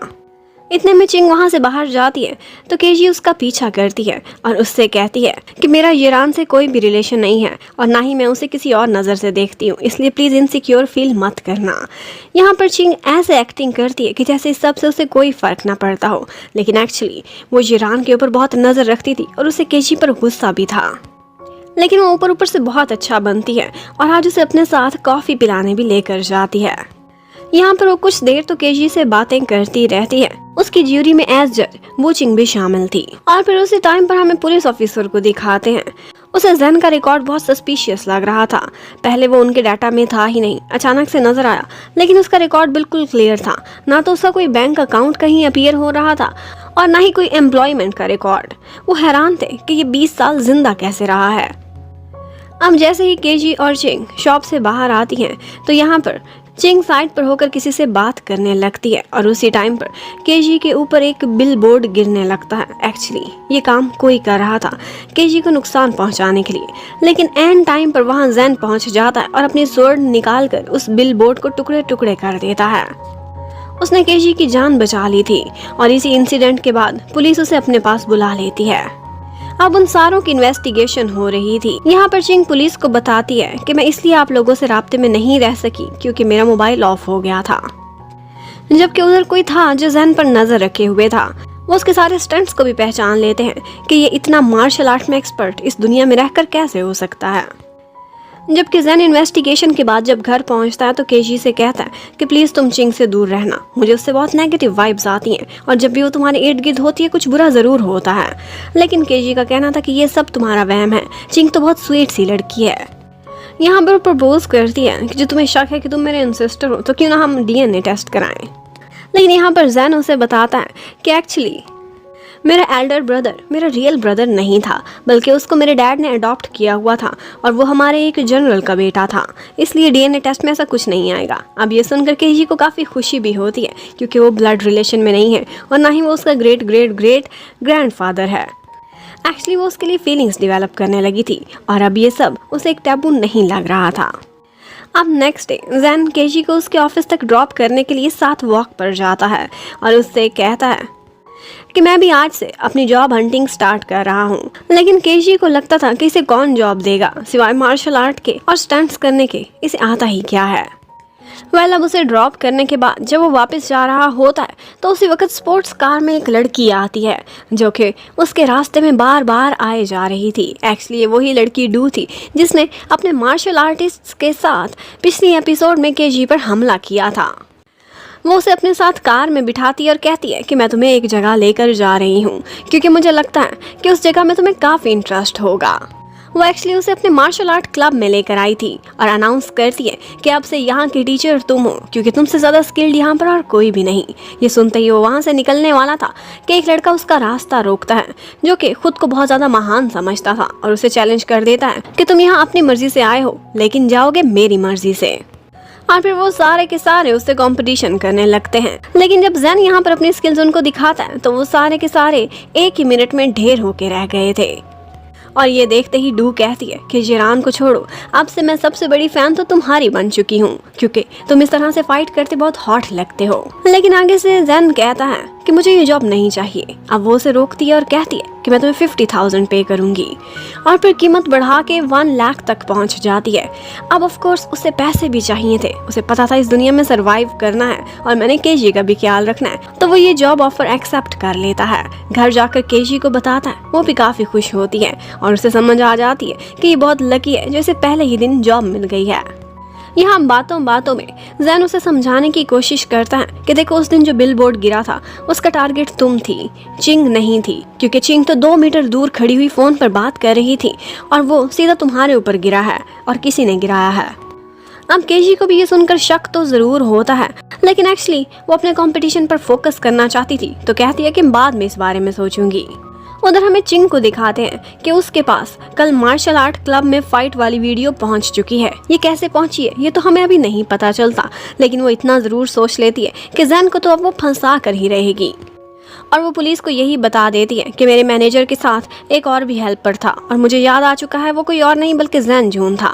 अब पुलिस आती है और जैन को अरेस्ट करके इन्वेस्टिगेशन के लिए ले जाती है। आज कंपटीशन का दिन था और केजी बार बार यही देख रही थी कि यहाँ पर अभी तक मुझे चीयर अप करने के लिए जैन क्यों नहीं आया। इतने में जिरान आकर उसे बताता है कि एक्चुअली उसको चिंग ने अरेस्ट करा दिया है क्योंकि वो कहती है कि वो मेरे किडनैपर के साथ शामिल था। ये सुनते ही केजी चिंग के पास जाती है और उससे कहती है कि आपको कोई मिसअंडरस्टैंडिंग हुई होगी। लेकिन चिंग कहती है कि मुझे अब आहिस्ता आहिस्ता याद आ रहा है, उस दिन जब मेरी आंख खुली थी तो मेरे किडनैपर के अलावा एक और लड़का था और वो जैन जून ही था। लेकिन आगे से केजी कहती है कि जब पार्टी के बाद मैं घर पहुंची थी तो जैन फौरन उस टाइम पे वहां पहुंच चुका था, इसलिए वो एक ही टाइम पर 2 जगहों पर कैसे हो सकता है। लेकिन केजी ये प्रूफ नहीं कर सकती थी क्योंकि वो विंडो के रास्ते आया था और सर्वेलेंस कैमरा में उसकी कोई रिकॉर्डिंग नहीं थी। उधर जैन बेचारा बहुत परेशान हो रहा था, उसे समझ नहीं आ रही थी कि वो पुलिस वालों को कैसे समझाए और इतने में उन्हें पता चलता है कि मैनेजर लिन की पोस्टमार्टम रिपोर्ट अब पहुंच चुकी है। जबकि उधर प्रेसिडेंट मैंग आती है केजी के पास और उससे कहती है कि अगर तुम अपने लिटिल ग्रेट अंकल को बचाना चाहती हो तो फिर तुम्हें खुद ही कोई चाल चलनी पड़ेगी। वो लाइटर वाली रिकॉर्डिंग भी उसे सुनवाती है, जो कि एक्चुअली केजी को भी नहीं पता थी। उस दिन उसके चले जाने के बाद चिंग यही कह रही थी कि एक्चुअली वो प्रेग्नेंट नहीं है, लेकिन ये सारा कुछ वो जिरान को फंसाने के लिए कर रही है। जिरान वाकई इनोसेंट था और वो उसे यही धमका रही होती है कि अगर तुम मुझसे शादी नहीं करोगे तो मैं दुनिया के सामने तुम्हें बदनाम कर दूंगी। अब वो वही लाइटर वाली रिकॉर्डिंग लेकर चिंग के पास जाती है और उससे कहती है कि इससे साफ पता चलता है कि तुम झूठ बोल रही थी और उस लड़की जिरान को ब्लैकमेल कर रही थी। मुझे तो ये लगता है कि तुम किडनैप हुई ही नहीं थी, बल्कि तुम खुद गायब हुई थी। और फिर यहाँ पर वो कुछ ऐसी बातें कर जाती है जो उसे नहीं करनी चाहिए थी, और इसके साथ ही वो केजी से वो लाइटर छीनना चाहती थी ताकि रिकॉर्डर उसके पास पहुंच जाए। लेकिन उसी टाइम पर कंपटीशन के स्टेज पर ये सारी रिकॉर्डिंग चलती रहती है। ये प्रेसिडेंट मैंग करा रही थी, ऊपर से पुलिस आती है और वो चिंग को अरेस्ट भी कर लेती है, क्योंकि उसके मैनेजर लिंग के पोस्टमार्टम में कुछ ऐसा आया था कि वो बिल्डिंग के गिरने से नहीं बल्कि गर्दन पे किसी के हमला करने से मरा है। अब कंपटीशन में बैठे हुए सारे लोगों को केजी एक हीरो लग रही थी और वो उसी के लिए चीयर अप कर रहे होते हैं। एक्चुअली ये सारी चाल प्रेसिडेंट मैंग ने चली थी, क्योंकि उसे पता था कि चिंग उसके भाई जिरान को ट्रैप करना चाहती है, तो उसने उसे पता ही नहीं चलने दिया और उसी को ही ट्रैप करा लिया था। लेकिन वो चिंग जब पुलिस के सामने बैठी हुई होती है तो वो कुछ भी ऐसा नहीं बताती, बल्कि वो इतनी स्टिफ थी कि उसे देखकर लग रहा था कि इसके सीने में और भी बहुत से राज हैं जो कि दफन हैं। जबकि अब जैन को छोड़ दिया जाता है क्योंकि वो इनोसेंट प्रूव हो चुका था। वो जैसे ही बाहर आता है केजी को उसकी बहुत फिक्र हो रही थी। वो अचानक से उसकी लाइफ में आया था, हमेशा उसे प्रोटेक्ट करता था और आज केजी ने उसको प्रोटेक्ट किया था। वो उसे कुछ भी बोलने नहीं देती, बल्कि उसे किस कर लेती है और उसके बाद कहती है कि प्लीज इस बारे में मुझसे कोई बात न करना और चुपचाप घर जाके सो जाना। अब सारी रात केजी को भी सपनों में बार बार जैन नजर आ रहा था। ऐसा लगता था कि जैसे यहाँ की बहुत सी मॉडर्न सी गर्ल्स उससे जैन को छीन लेंगी, जबकि दूसरी तरफ जैन को भी बार बार सपने में यही दिख रहा था कि वो केजी को किस कर रहा है। अब वो उठती है और बहुत रिपेंट करती है कि उसने जज्बाती हो कि वो कर दिया जो उसे अभी नहीं करना चाहिए था। अब उसे शर्म आ रही थी कि वो कैसे जैन का सामना करेगी। इतने में जैन उसके कमरे में आता है और उसे जगाता है, कहता है तुम ऑफिस से लेट हो जाओगी। लेकिन केजी अपनी एम्बेरसमेंट को छुपाने के लिए बहुत अजीब अजीब सी हरकतें करने लगती है। इसके बाद अब जैन सोचने लगता है कि मैं केजी के सामने कोई भी रिएक्शन नहीं दूंगा, ऐसे प्रिटेंड करूंगा कि जैसे कुछ हुआ ही नहीं। उसे ऐसे लगने लगा था कि शायद मॉडर्न वर्ल्ड में यही रिवाज चलता है। लेकिन कहीं ना कहीं वो दोनों नर्वस भी हो रहे थे। जब केजी अपने काम पर जाने लगती है तो जैन कहता है कि पहले मैं बहुत क्यूरियस था अपने एल्डर ब्रदर को इस दुनिया में ढूंढने के लिए, लेकिन अब मुझे पता चल गया है कि वो चेयरमैन नहीं हो सकता, तो इसलिए मैं इसी लाइफ में एडजस्ट होने वाला हूँ और मुझे ऐसा इंसान मिल गया है जो कि अब मेरे लिए सबसे इम्पोर्टेंट है। ये सुनकर केजी शर्मा जाती है। वो अक्सर उसे काम के लिए ड्रॉप करने के लिए जाया करता था, लेकिन आज वो उसे कहती है कि कोई ज़रूरत नहीं मेरे साथ आने की, लेकिन साथ ही साथ उसे इशारे भी देने लगती है। बोलती है कि वैसे आजकल बहुत से आवारा और ठरकी लोग सड़कों पे फिर रहे हैं, अगर किसी ने मुझे छेड़ा तो मेरा क्या बनेगा। लेकिन जैन भी आगे से कहता है तुम्हारा सेल्फ डिफेंस काफ़ी अच्छा है, लेकिन रिटेलिएट करते हुए अगले को ज़्यादा जख्मी ना कर देना। और फिर केजी को इतना गुस्सा आता है कि वो चली जाती है अकेले ही और बोलती है कि खबरदार जो मुझे काम से तुम वापस लेने के लिए आए। जैन इस दुनिया के तौर तरीके समझता नहीं था। उसे अभी ये पता नहीं था कि एक्चुअली लड़की उसकी अटेंशन चाहती है, तभी तो ऐसी हरकतें कर रही है। और फिर फाइनली हमें कंपनी के चेयरमैन को दिखा ही देते हैं। उसकी शक्ल बिल्कुल भी एल्डर ब्रदर से नहीं मिलती थी, बल्कि वो कोई और था। और फिर हमें पुराने ज़माने में ले जाते हैं। एक्चुअली पुराने ज़माने में उसका नाम जिन था और उसने एक दफ़ा जैन की आंटी की जान भी बचाई थी और आंटी की शक्ल बिल्कुल प्रेसिडेंट मैंग के जैसी थी। उधर जैन जब अपने काम पर जाता है तो आगे डू सिर्फ अकेली ही स्टूडेंट खड़ी हुई होती है और वो कहती है कि बाकी सारों ने आज छुट्टी कर ली, इसलिए तुम मुझे ही सिर्फ स्पेशल क्लास दोगे। जैन को पहले भी उसकी टेंशन्स ठीक नहीं लग रही थी, लेकिन जैसे ही वो मुड़ता है तो उसका यूनिफॉर्म देखकर हैरान रह जाता है, जो कि बहुत ज़्यादा रिवीलिंग था। लेकिन यहाँ पर डू उसे कहने लगती है कि ये बहुत ज़्यादा सेक्सी लग रहा है, लगता है कि तुम बहुत ओल्ड फैशन हो, वरना तुम्हें ये बहुत पसंद आता। लेकिन जैन उसे खुद को सीड्यूस नहीं करने देता, बल्कि उसे वहीं छोड़कर चला जाता है। अब वहाँ से जाते हुए जैन की मुलाकात जिरान से हो जाती है और उसे समझ आ जाती है कि अपनी लव लाइफ के सारे मशवरे उसे किससे लेने चाहिए। जिरान ऑफ कोर्स वो गर्ल्स में बहुत पॉपुलर था। केजी का हमेशा कोई ना कोई पीछा करता रहता था। आज वो हैरान थी कि जैन ने मेरी बात को इतना सीरियस कैसे ले लिया। वो तो हमेशा उसे लेने के लिए आया करता था, लेकिन आज वो ईरान के साथ बैठे ड्रिंक कर रहा होता है और कहता है कि मुझे आपसे मशवरा चाहिए एक ऐसी फील्ड में जिसमें आप एक्सपर्ट हैं। एक्चुअली वो उसे अपना लव गुरु बनाने वाला था। उधर केजी ने घर पहुंचने से पहले नोटिस कर लिया था कि कोई है जो उसका पीछा कर रहा है। अब वो भाग के अपने घर में घुस जाती है। पहले तो उसे लगा था कि शायद फेफे का कोई बॉयफ्रेंड है और उसके पीछे यहाँ तक पहुँचाया है, लेकिन फेफे उसे ये बात क्लियर कर देती है। अब कोई घर में घुसने वाला था कि वो चेयर उठाकर उस पर हमला करने के लिए रेडी थी, लेकिन आगे ड्रंक होकर जैन वापस आया था जिसकी उसने ठीक ठाक ठुकाई भी लगा दी थी। अब वो उसको मेडिसिन भी लगाती है और उसके बाद उससे कहने लगती है कि मैंने कल वाली किस के बारे में तुमसे कुछ बात करनी थी, तुमने मुझे कोई भी रिस्पांस क्यों नहीं दिया। लेकिन वो जैसे ही मुड़कर देखती है तो जन तो खराटे लेता हुआ सो चुका था। और फिर नेक्स्ट डे हमें प्रेसिडेंट मैंग को दिखाते हैं जो कि यिन के साथ खड़ी हुई थी। यिन ही चेयरमैन था।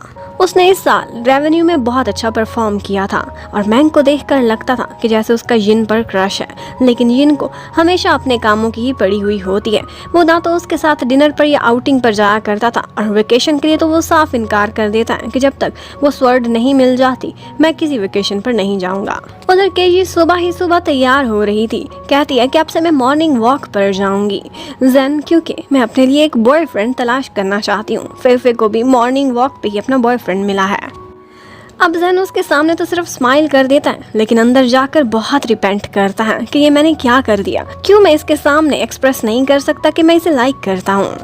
अब जब वो मॉर्निंग वॉक से वापस आती है तो वो देखती है कि जैन किसी से मिलने के लिए जा रहा है और उसे पता चलता है कि ये तो ईरान है और वहीं पर ही डू भी पहुंच जाती है। केजी को ऐसा लगा था कि ये तो ईरान की फैन है, ये ईरान पर नजर रखे हुए है जबकि मैं जैन पर। लेकिन उनको ये अंदाज़ा नहीं था कि डू ने ईरान को छोड़ अब जैन को अपना आइडियल बना लिया है और वो दोनों गर्ल्स जैन के ही पीछे जा रही थी।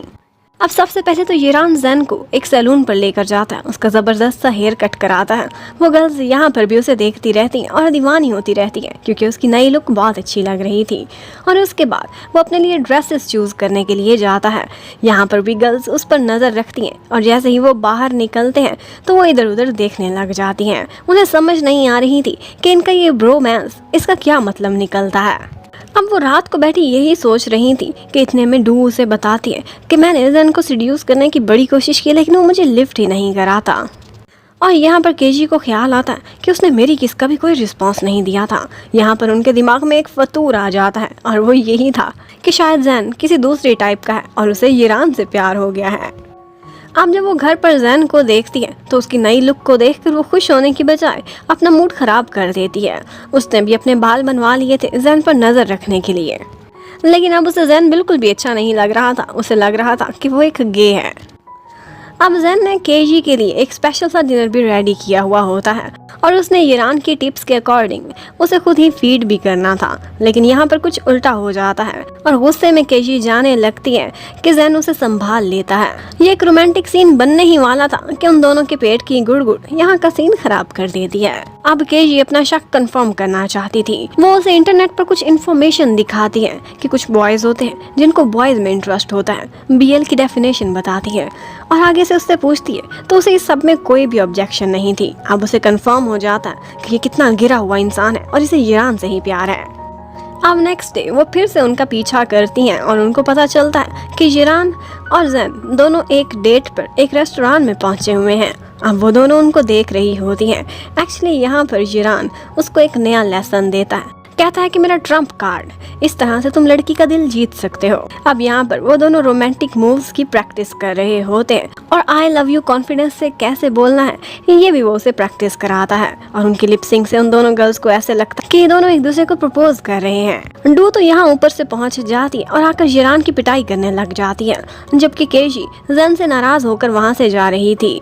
वो केजी को रोकता है, वो नहीं रुक रही थी तो उसे एक ट्री के साथ लगाकर वहीं खड़ा हो जाता है। अब वो एकदम मैनली और रोमांटिक लग रहा था। वो उसे फौरन से किस करता है और इसके साथ ही उसकी सारी फीलिंग्स एक्सप्रेस हो गई थी। अब उसे कुछ भी बोलने की जरूरत नहीं थी। वो कहता है कि जो कुछ तुमने देखा है असल में ऐसा कुछ भी नहीं है। मैं ईरान में इंटरेस्टेड नहीं, बल्कि वो मुझे सिखा रहा था कि मैंने अपने लव को कैसे एक्सप्रेस करना है और अगर मैं किसी से प्यार करता हूँ, कोई मेरे लिए सबसे इम्पोर्टेंट है तो वो तुम ही हो। अब यहाँ पर भी कोई इन दोनों को देख लेता है। अब रात को जैन यही सोच रहा था कि किस तरह से मैं अपनी गर्लफ्रेंड का दिल जीत सकता हूँ। एक्चुअली केजी को एक्शन मूवीज बहुत पसंद थी और स्पाइडरमैन तो उसका फेवरेट था। तो वो सोचता है कि मेरे अंदर ये स्किल्स भी हैं तो मैं भी हीरो बन सकता हूँ। अब वो सारा दिन तो मार्शल आर्ट क्लब पर लेसन दिया करता था, जहाँ पर सारा दिन ईरान की अड्डू की फाइटिंग होती रहती थी, जबकि शाम को वो हीरो बन जाता था और लोगों को रेस्क्यू किया करता था। सोशल मीडिया पर भी उसी के ही चर्चे थे और उसका नाम था हीरोइक मैन। केजी के ऑफिस में भी नेक्स्ट टारगेट यही था कि उन्होंने अपने मीडिया चैनल पर रियल हीरोइक मैन को दिखाना है। वो कभी बेडशीट तो कभी सोफे का कवर पहनकर लोगों के सामने आया करता था। उसने हमेशा मास्क भी लगाया होता था, किसी ने भी उसकी शक्ल नहीं देखी हुई थी। जैन सोशल वर्क तो कर लेता था हीरो बन के, लेकिन उसके साथ साथ उसे पैसों की भी ज़रूरत थी। तो वो सोचता है कि क्यों ना मैं पार्ट टाइम में एक स्टंट मैन बन जाऊँ, और यही बात वो केजी से भी डिस्कस करता है। केजी उसको परमिशन दे देती है, लेकिन कहती है कि किसी भी तरह से तुम्हारी सुपर पावर्स का किसी को भी कोई आइडिया नहीं लगना चाहिए। और फिर उसे कहती है कि कल 1 जून है, 1 जून चिल्ड्रंस डे होता है, क्यों ना हम दोनों भी इस दिन को मनाएं। अब जैन हैरान था कि चिल्ड्रन से हमारा क्या लेना देना, लेकिन फिर उसे कहता है ठीक है हम दोनों डेट पर जाएंगे कहीं मूवी देखने के लिए। लेकिन केजी का कुछ और ही मूड था। वो कहती है क्यों ना हम घर पर ही रहें और इकट्ठे समय बिताएं, जैसे लवर्स को करना चाहिए वैसे ही करें। यहाँ पर जैन कहता है मैं सब समझ गया और अब तैयार रहना, कल रात के लिए मैं तुम्हें अपना फर्स्ट टाइम दूंगा। अब केजी ये सुनकर बहुत शर्मा जाती है और अपने कमरे में चली जाती है।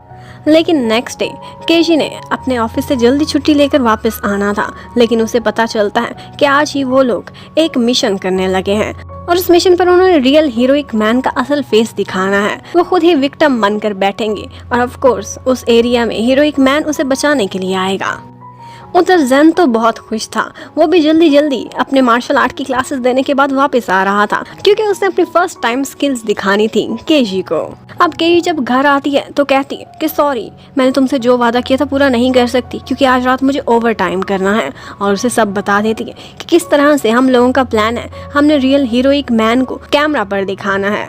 अब असल हीरो तो जैन ही था। वो उनकी सारी प्लानिंग समझ जाता है, लेकिन बिल्कुल खामोश रहता है। और फिर इतने में वो उसके सामने डिनर लेकर आ जाता है। उस खाने की लुक बिल्कुल भी अच्छी नहीं लग रही थी। जैन कहता है मैंने रेसिपी को बिल्कुल ठीक से फॉलो किया है, शक्ल वैसी नहीं निकली, लेकिन मुझे लगता है टेस्ट ज़बरदस्त होगा। लेकिन वो रेसिपी बिल्कुल भी अच्छी नहीं थी।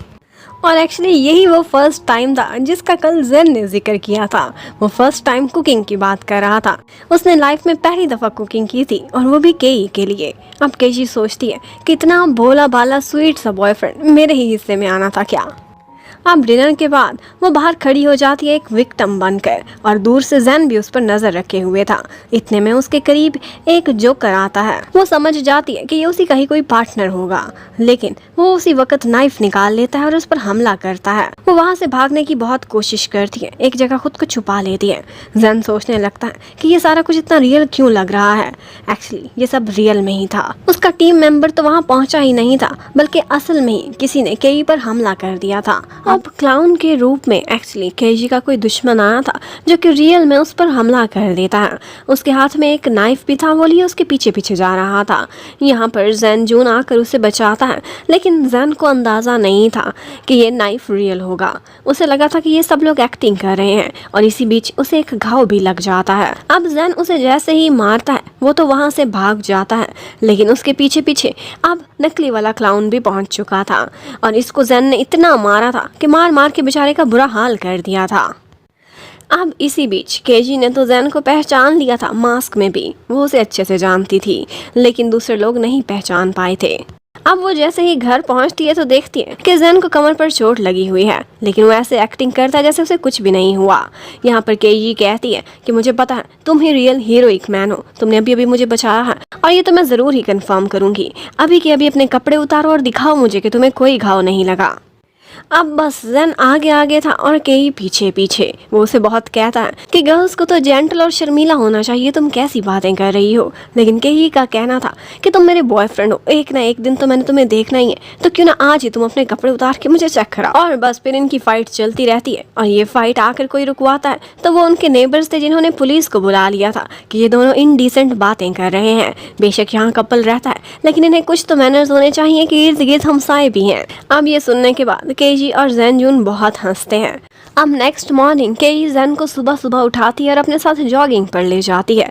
अब यहाँ पर उसे अच्छे से अंदाज़ा हो गया था कि वो ठीक से नहीं भाग सक रहा। इसका मतलब है कि ये चोट इसी को लगी है और यही कल का हीरोइक मैन था। अब नेक्स्ट डे उनके ऑफिस में मीटिंग होती है, पर केई जैन को छुपाना चाहती थी तो वो झूठ बोल देती है कि नहीं, उसकी तो हाइट भी छोटी थी और उसकी उम्र भी काफी ज्यादा लग रही थी। लेकिन इस बात से उसकी एक कोलीग जिसका नाम शियाओ था उसे काफी शक हो जाता है कि कुछ तो छुपा रही है। उधर जैन को उसका मार्शल आर्ट क्लब में फ्रेंड रूई मिलता है। आज उसे भी कुछ चोट लगी हुई थी। वो बस इतना ही कहता है कि मैं सीढ़ियों से गिर गया था। रूई ने थोड़े ही दिनों में जन से काफी दोस्ती कर ली थी और वो उसे डिनर पर इनवाइट करता है और कहता है कि साथ में केई को भी जरूर लेकर आना, अपनी गर्लफ्रेंड को। और यहीं पर ही हमें एक और बात भी पता चलती है और वो ये है कि एक्चुअली रूई ने ही मिस डू को ये रिकमेंड किया था कि मार्शल आर्ट क्लब का नया टीचर जंजून को ही बनाया जाए। अब इन बातों की वजह से उसका कैरेक्टर काफी सस्पिशियस हो गया था। आज वो तीनों इकट्ठे लंच कर रहे होते हैं तो यहाँ हमें पता चलता है कि एक्चुअली रूई की एक गर्लफ्रेंड थी, वो कोई सुपरस्टार थी और उससे उसका सीक्रेट रिलेशन था। आजकल उसे कोई मसला हो गया है और वो उसे बहुत ज्यादा मिस भी करता है। यहाँ पर कुछ ऐसी हरकतें होती हैं कि जिसकी वजह से केई को रूई पर शक हो जाता है। उसके बोलने का स्टाइल भी कुछ डिफरेंट था और इसके साथ साथ जिस क्लाउन ने कल उस पर हमला किया था उसके पास भी एक नाइफ था जिसमें बोतल ओपनर था और आज वही इंस्ट्रूमेंट उसने रूई के पास भी देखा था। इसके अलावा और चीज़ों से भी उसे शक हो गया था कि जो कोई भी उसका इतने अरसे से पीछा कर रहा था वो एक्चुअली रूई ही था। अब वो जल्दी के जल्दी अपनी तबीयत खराब होने का बहाना करती है, वहाँ से जाना चाहती थी, लेकिन रूई उसे ट्रैप करके वहीं बिठा लेता है और कहता है जैन को कि सामने मेडिकल स्टोर है, अपनी गर्लफ्रेंड के लिए मेडिसिन ले आओ। और यहाँ पर उसकी इंटेंशंस बिल्कुल भी ठीक नहीं लग रही थी कि ये उसे फौरन से कह देती है कि तुम वुचिंग के बॉयफ्रेंड हो ना, और इसी बात पर वो अपनी गन निकाल लेता है कि अब बहुत देर हो चुकी, तुम्हें मैं भागने नहीं दूंगा। जन करीब ही स्टोर में था, उसे लोगों की चीखों की आवाज़ें आती हैं तो वो फौरन से वहाँ पहुँच जाता है और जैसे ही केई पर हमला होने वाला था वो उड़ता हुआ आता है और उसे बचा लेता है।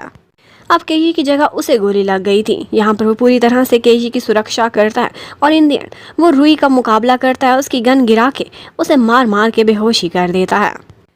उसे गोली लग गई थी और वो बुरी तरह घायल भी था, लेकिन उसे बहुत खुशी थी कि उसने केई को एक खरोच भी नहीं आने दी। इसी के साथ ही वो बेहोश हो जाता है और उसे सपना आने लगता है कि उसका एल्डर ब्रदर उसे हमेशा यही कहा करता था कि जब भी तुम्हें कोई लड़की मिले जो तुम्हारे लिए परफेक्ट हो तो देर मत करना, उसे फ़ौरन से फ़ौरन शादी कर लेना। और जब उसकी आंखें खुलती हैं तो वो हॉस्पिटल में था और यहाँ पर पुलिस भी पहुंची हुई थी और यहाँ पर ही हमें पता चलता है कि एक्चुअली रूई चिंग का एक साइकोपैथिक फैन था जो उसके लिए हर हद तक जाने को तैयार था और चिंग ने ही उसे यूज़ किया था अपने सारे काम निकलवाने के लिए। और जब वो अरेस्ट हो गई थी केजी की वजह से तो वो हर हाल में केजी से बदला लेना चाहता था, इसीलिए उसने ये सब किया है। केजी अब जैन के पास जाती है और उससे कहती है कि तुम ये कैसे कर सकते हो, मेरी खातिर तुमने खुद को क्यों खतरे में डाला। लेकिन जैन तो उससे प्यार करता था, वो कैसे उसे इस हाल में छोड़ सकता था। अब यहाँ पर केई जैन की पूरी केयर करती है, हॉस्पिटल में उसका बहुत अच्छे से ख्याल रख रही थी और उससे कहती कुछ भी खुद मत करना, तुम्हारा मुझ पर बहुत बड़ा एहसान है और मैं वो तुम्हारी सर्वेंट बन के चुकाऊंगी। यहाँ पर जैन उसे अपने पास बिठा लेता है और कहता है कि जब तुम मेरे पास हो तो मुझे दुनिया में और कुछ भी नहीं चाहिए। उधर हमें ऑफिस में दिखाते हैं कि केजी के हैंड बैग से शियाओ ने चाबियाँ चुरा ली हैं, ये उसके फ्लैट की कीज थी। अब वो तो शाम को हॉस्पिटल में जैन का ख्याल रखने के लिए उसके साथ ही खाना खा रही होती है, जबकि उसी समय उसके घर पर कोई पहुंच चुका था जो कि उसके घर की तलाशी ले रहा था। ये शियाओ थी और वो जैन के कमरे में जाकर रियल हीरोइक मैन के कुछ ड्रेसेस भी देख लेती है, जिससे उसे कंफर्म हो जाता है कि और कोई नहीं बल्कि जैन जून ही है। उधर जैन केशी के साथ रोमांस कर रहा था, वो उसे लिटाता है और उससे पूछता है कि तुम्हारी क्या विश है कि हमारे कितने बच्चे होने चाहिए। लेकिन जैन का कहना था मैंने अच्छे से सोचा है, मुझे 5 बच्चे चाहिए। केजी ये सुनते ही डर जाती है और कहती है कि तुम किस ज़माने से आए हो, आजकल इतने ज़्यादा बच्चे नहीं होते। लेकिन डरने से ज़्यादा एक्चुअली वो शर्मा गई थी। और फिर हमें दिखाते हैं कि आज डू केजी के ऑफिस में आई हुई थी। केजी ने असिस्टेंट एंकर बन के अपना काम शुरू करना था, लेकिन उसे एंड टाइम पर पता चलता है कि ये काम उसकी जगह डू को मिल चुका है, क्योंकि उसके फादर बोर्ड ऑफ डायरेक्टर के मेंबर हैं और उनकी बिगड़ी बेटी की यही विश थी। और ये विश उसे कहाँ से आई थी? एक्चुअली जैन ने उसके सामने एक दफ़ा कहा था कि मुझे एंकर वुमेन बहुत अच्छी लगती हैं। उसका इशारा तो केजी की तरफ था। और उसी टाइम पर हमें जैन को दिखाते हैं वो हॉस्पिटल में एक वॉशरूम में खड़ा केजी को प्रपोज करने के लिए तरीके सोच रहा था। वो काफी नर्वस था और उसे समझ भी नहीं आ रही थी कि वो किस तरह से उसे प्रपोज करे। इतने में बाहर एक पेशेंट उसे गिरी हुई मिलती है। वो एक्चुअली पेशेंट नहीं बल्कि शियाओ थी, जो रूप बदल के वहाँ पर एक्टिंग कर रही थी। यहाँ पर वो जैन से दोस्ती कर लेती है और उसे बताती है कि मुझे हार्ट डिजीज है, मेरे बचने के चांसेस बहुत कम हैं। उसने जैन की हमदर्दियाँ तो समेट ही ली थी। जबकि उधर प्रेसिडेंट मैंग केजी को बताती है कि असिस्टेंट एंकर तुमने ही बनना था, लेकिन एंड टाइम पर हमारी कंपनी के चेयरमैन ने ये फैसला बदल दिया और तुम्हारी जगह किसी और को रख दिया है, इसलिए मैं तुमसे सॉरी करती हूँ। उधर जैन जून को दिखाते हैं। उसने प्रपोज करने के लिए जिरान को बहुत सारी चीज़ें लाने को कहा था। इतने में केजी ऊपर से आती है और उससे कहती है कि देखो, तुमने ही डू को बताया था कि तुम्हें एंकर वुमेन पसंद है, इसी वजह से मेरी सीट खराब हो गई है। लेकिन आगे से जैन का कहना था कोई बात नहीं, अच्छी बात है, अब तुम ज़्यादा बिजी नहीं रहोगी और मेरे साथ ज़्यादा समय बिता सकती हो, हम दोनों अक्सर डेट पर जाया करेंगे। अब वो केजी को इन्वाइट करता कि परसों रात ठीक 12 बजे हम अपने घर के रूफ टॉप पर मिलेंगे। लेकिन डॉक्टर्स ज़रूर थोड़े परेशान थे, क्योंकि जैन की इम्यूनिटी ज़्यादा पावरफुल नहीं थी। उसका घाव जल्दी नहीं भरता था। वो लोग उसे छुट्टी नहीं देना चाहते थे, लेकिन वो बताता कि मेरे लिए बहुत इंपॉर्टेंट दिन है। मेरी गर्लफ्रेंड हमेशा समर्स में बहुत सैड हो जाती है, क्योंकि उसने समर्स में ही अपनी फैमिली को खोया था। अब मैं उसे प्रपोज करना चाहता हूँ, शादी के लिए एक नई फैमिली देना चाहता हूँ, इसलिए प्लीज़ मुझे परसों रात की छुट्टी दे दी जाए। अब नेक्स्ट डे शियाओ भी जैन को मिलने के लिए आती है और उसको एक हीरो का ड्रेस दिखाती है। कहती है कि मैं रियल हीरोइक मैन की क्रेजी फ़ैन हूँ, प्लीज़ ये पहन के मुझे दिखाओगे। रियल हीरोइक मैन मुझे तुम्हारे जैसा दिखता है, तो क्या ये रियल हीरोइक मैन को भी सूट करेगा कि नहीं? लेकिन जैन को याद आता है केजी ने उसे बताया था किसी को तुम्हारी सुपर पावर्स का नहीं पता चलना चाहिए, वरना ये लोग तुम पर एक्सपेरिमेंट करेंगे और तुम्हें मुझसे बहुत दूर ले जाएंगे। वो ये कपड़े पहनने से इनकार कर देता है। आज केजी और डू दोनों जैन को देखने के लिए हॉस्पिटल में आती हैं। एक्चुअली डू को अभी तक नहीं पता था कि केजी उसकी गर्लफ्रेंड है, इसलिए उसने जैन पर गिव अप नहीं किया था। वो अभी भी उसका दिल जीतना चाहती थी। केजी सोचती है कि ये हर्ट हो जाएगी, इसलिए मैं इसे अभी नहीं बल्कि कल इसका एक बहुत बड़ा प्रोग्राम है, उसके बाद ही इसे बताऊंगी। और वो दिल ही दिल में बहुत गिल्टी भी फील करती है कि आखिर मैं इसकी फ्रेंड हूँ, इससे सब कुछ छुपाना पड़ रहा है। और उसके बाद हॉस्पिटल में शियाओ की कॉल आती है जैन को, जो उससे कहती है कि मैं सुसाइड कर रही हूँ। और वो हॉस्पिटल की रूफ टॉप पर बैठी हुई थी। जैन फौरन से वहाँ पहुँचता है, लेकिन उसे आगे आने से मना कर देती है। वो ऐसे प्रिटेंड करती है कि जैसे वो अपनी बीमारी से थक के अब खुद ही मरना चाहती है। वो किसी के रोकने से बिल्कुल नहीं रुक रही थी। यहाँ पर जैन उसके हीरो, उसके आइडल यानी कि हीरोइक मैन की तरह से एक्टिंग करने लगता है। वो उस पर विश्वास नहीं करती, कहती है ठीक है फिर ये कपड़े पहन के दिखाओ। वो उसी जैसे कपड़े भी पहन लेता है, लेकिन शियाओ का कहना था कि ये सब झूठ है, तुम मुझे बहलाने के लिए कर रहे हो। और यहाँ पर वो जैसे ही रूफ टॉप से गिरने वाली थी, जैन उड़ता है और आकर उसे संभाल लेता है। यहाँ पर उसकी बहुत सारी सुपर पावर्स उसके सामने रिफ्लेक्ट हुई थी और यही सारा कुछ कैमरे में भी रिकॉर्ड हो रहा था। अब ये वीडियो प्रेसिडेंट मैंग के पास भी पहुंची हुई होती है। ऊपर से चेयरमैन जिन वहां पर आता है और ये वीडियो देख लेता है। वो जैसे ही जैन जून को देखता है तो वो चौंक उठता है और कहता है कि ये कौन है और ये कहाँ है। जैसे ही उसे पता चलता है कि हॉस्पिटल में है तो वो भागता हुआ वहाँ जाता है, लेकिन जैन को हॉस्पिटल से छुट्टी मिल गई थी। वो रूफ टॉप सजाने में लगा हुआ था और उसने एक रिंग भी मंगवाई थी, बिल्कुल पुराने ज़माने के जेड स्टाइल की।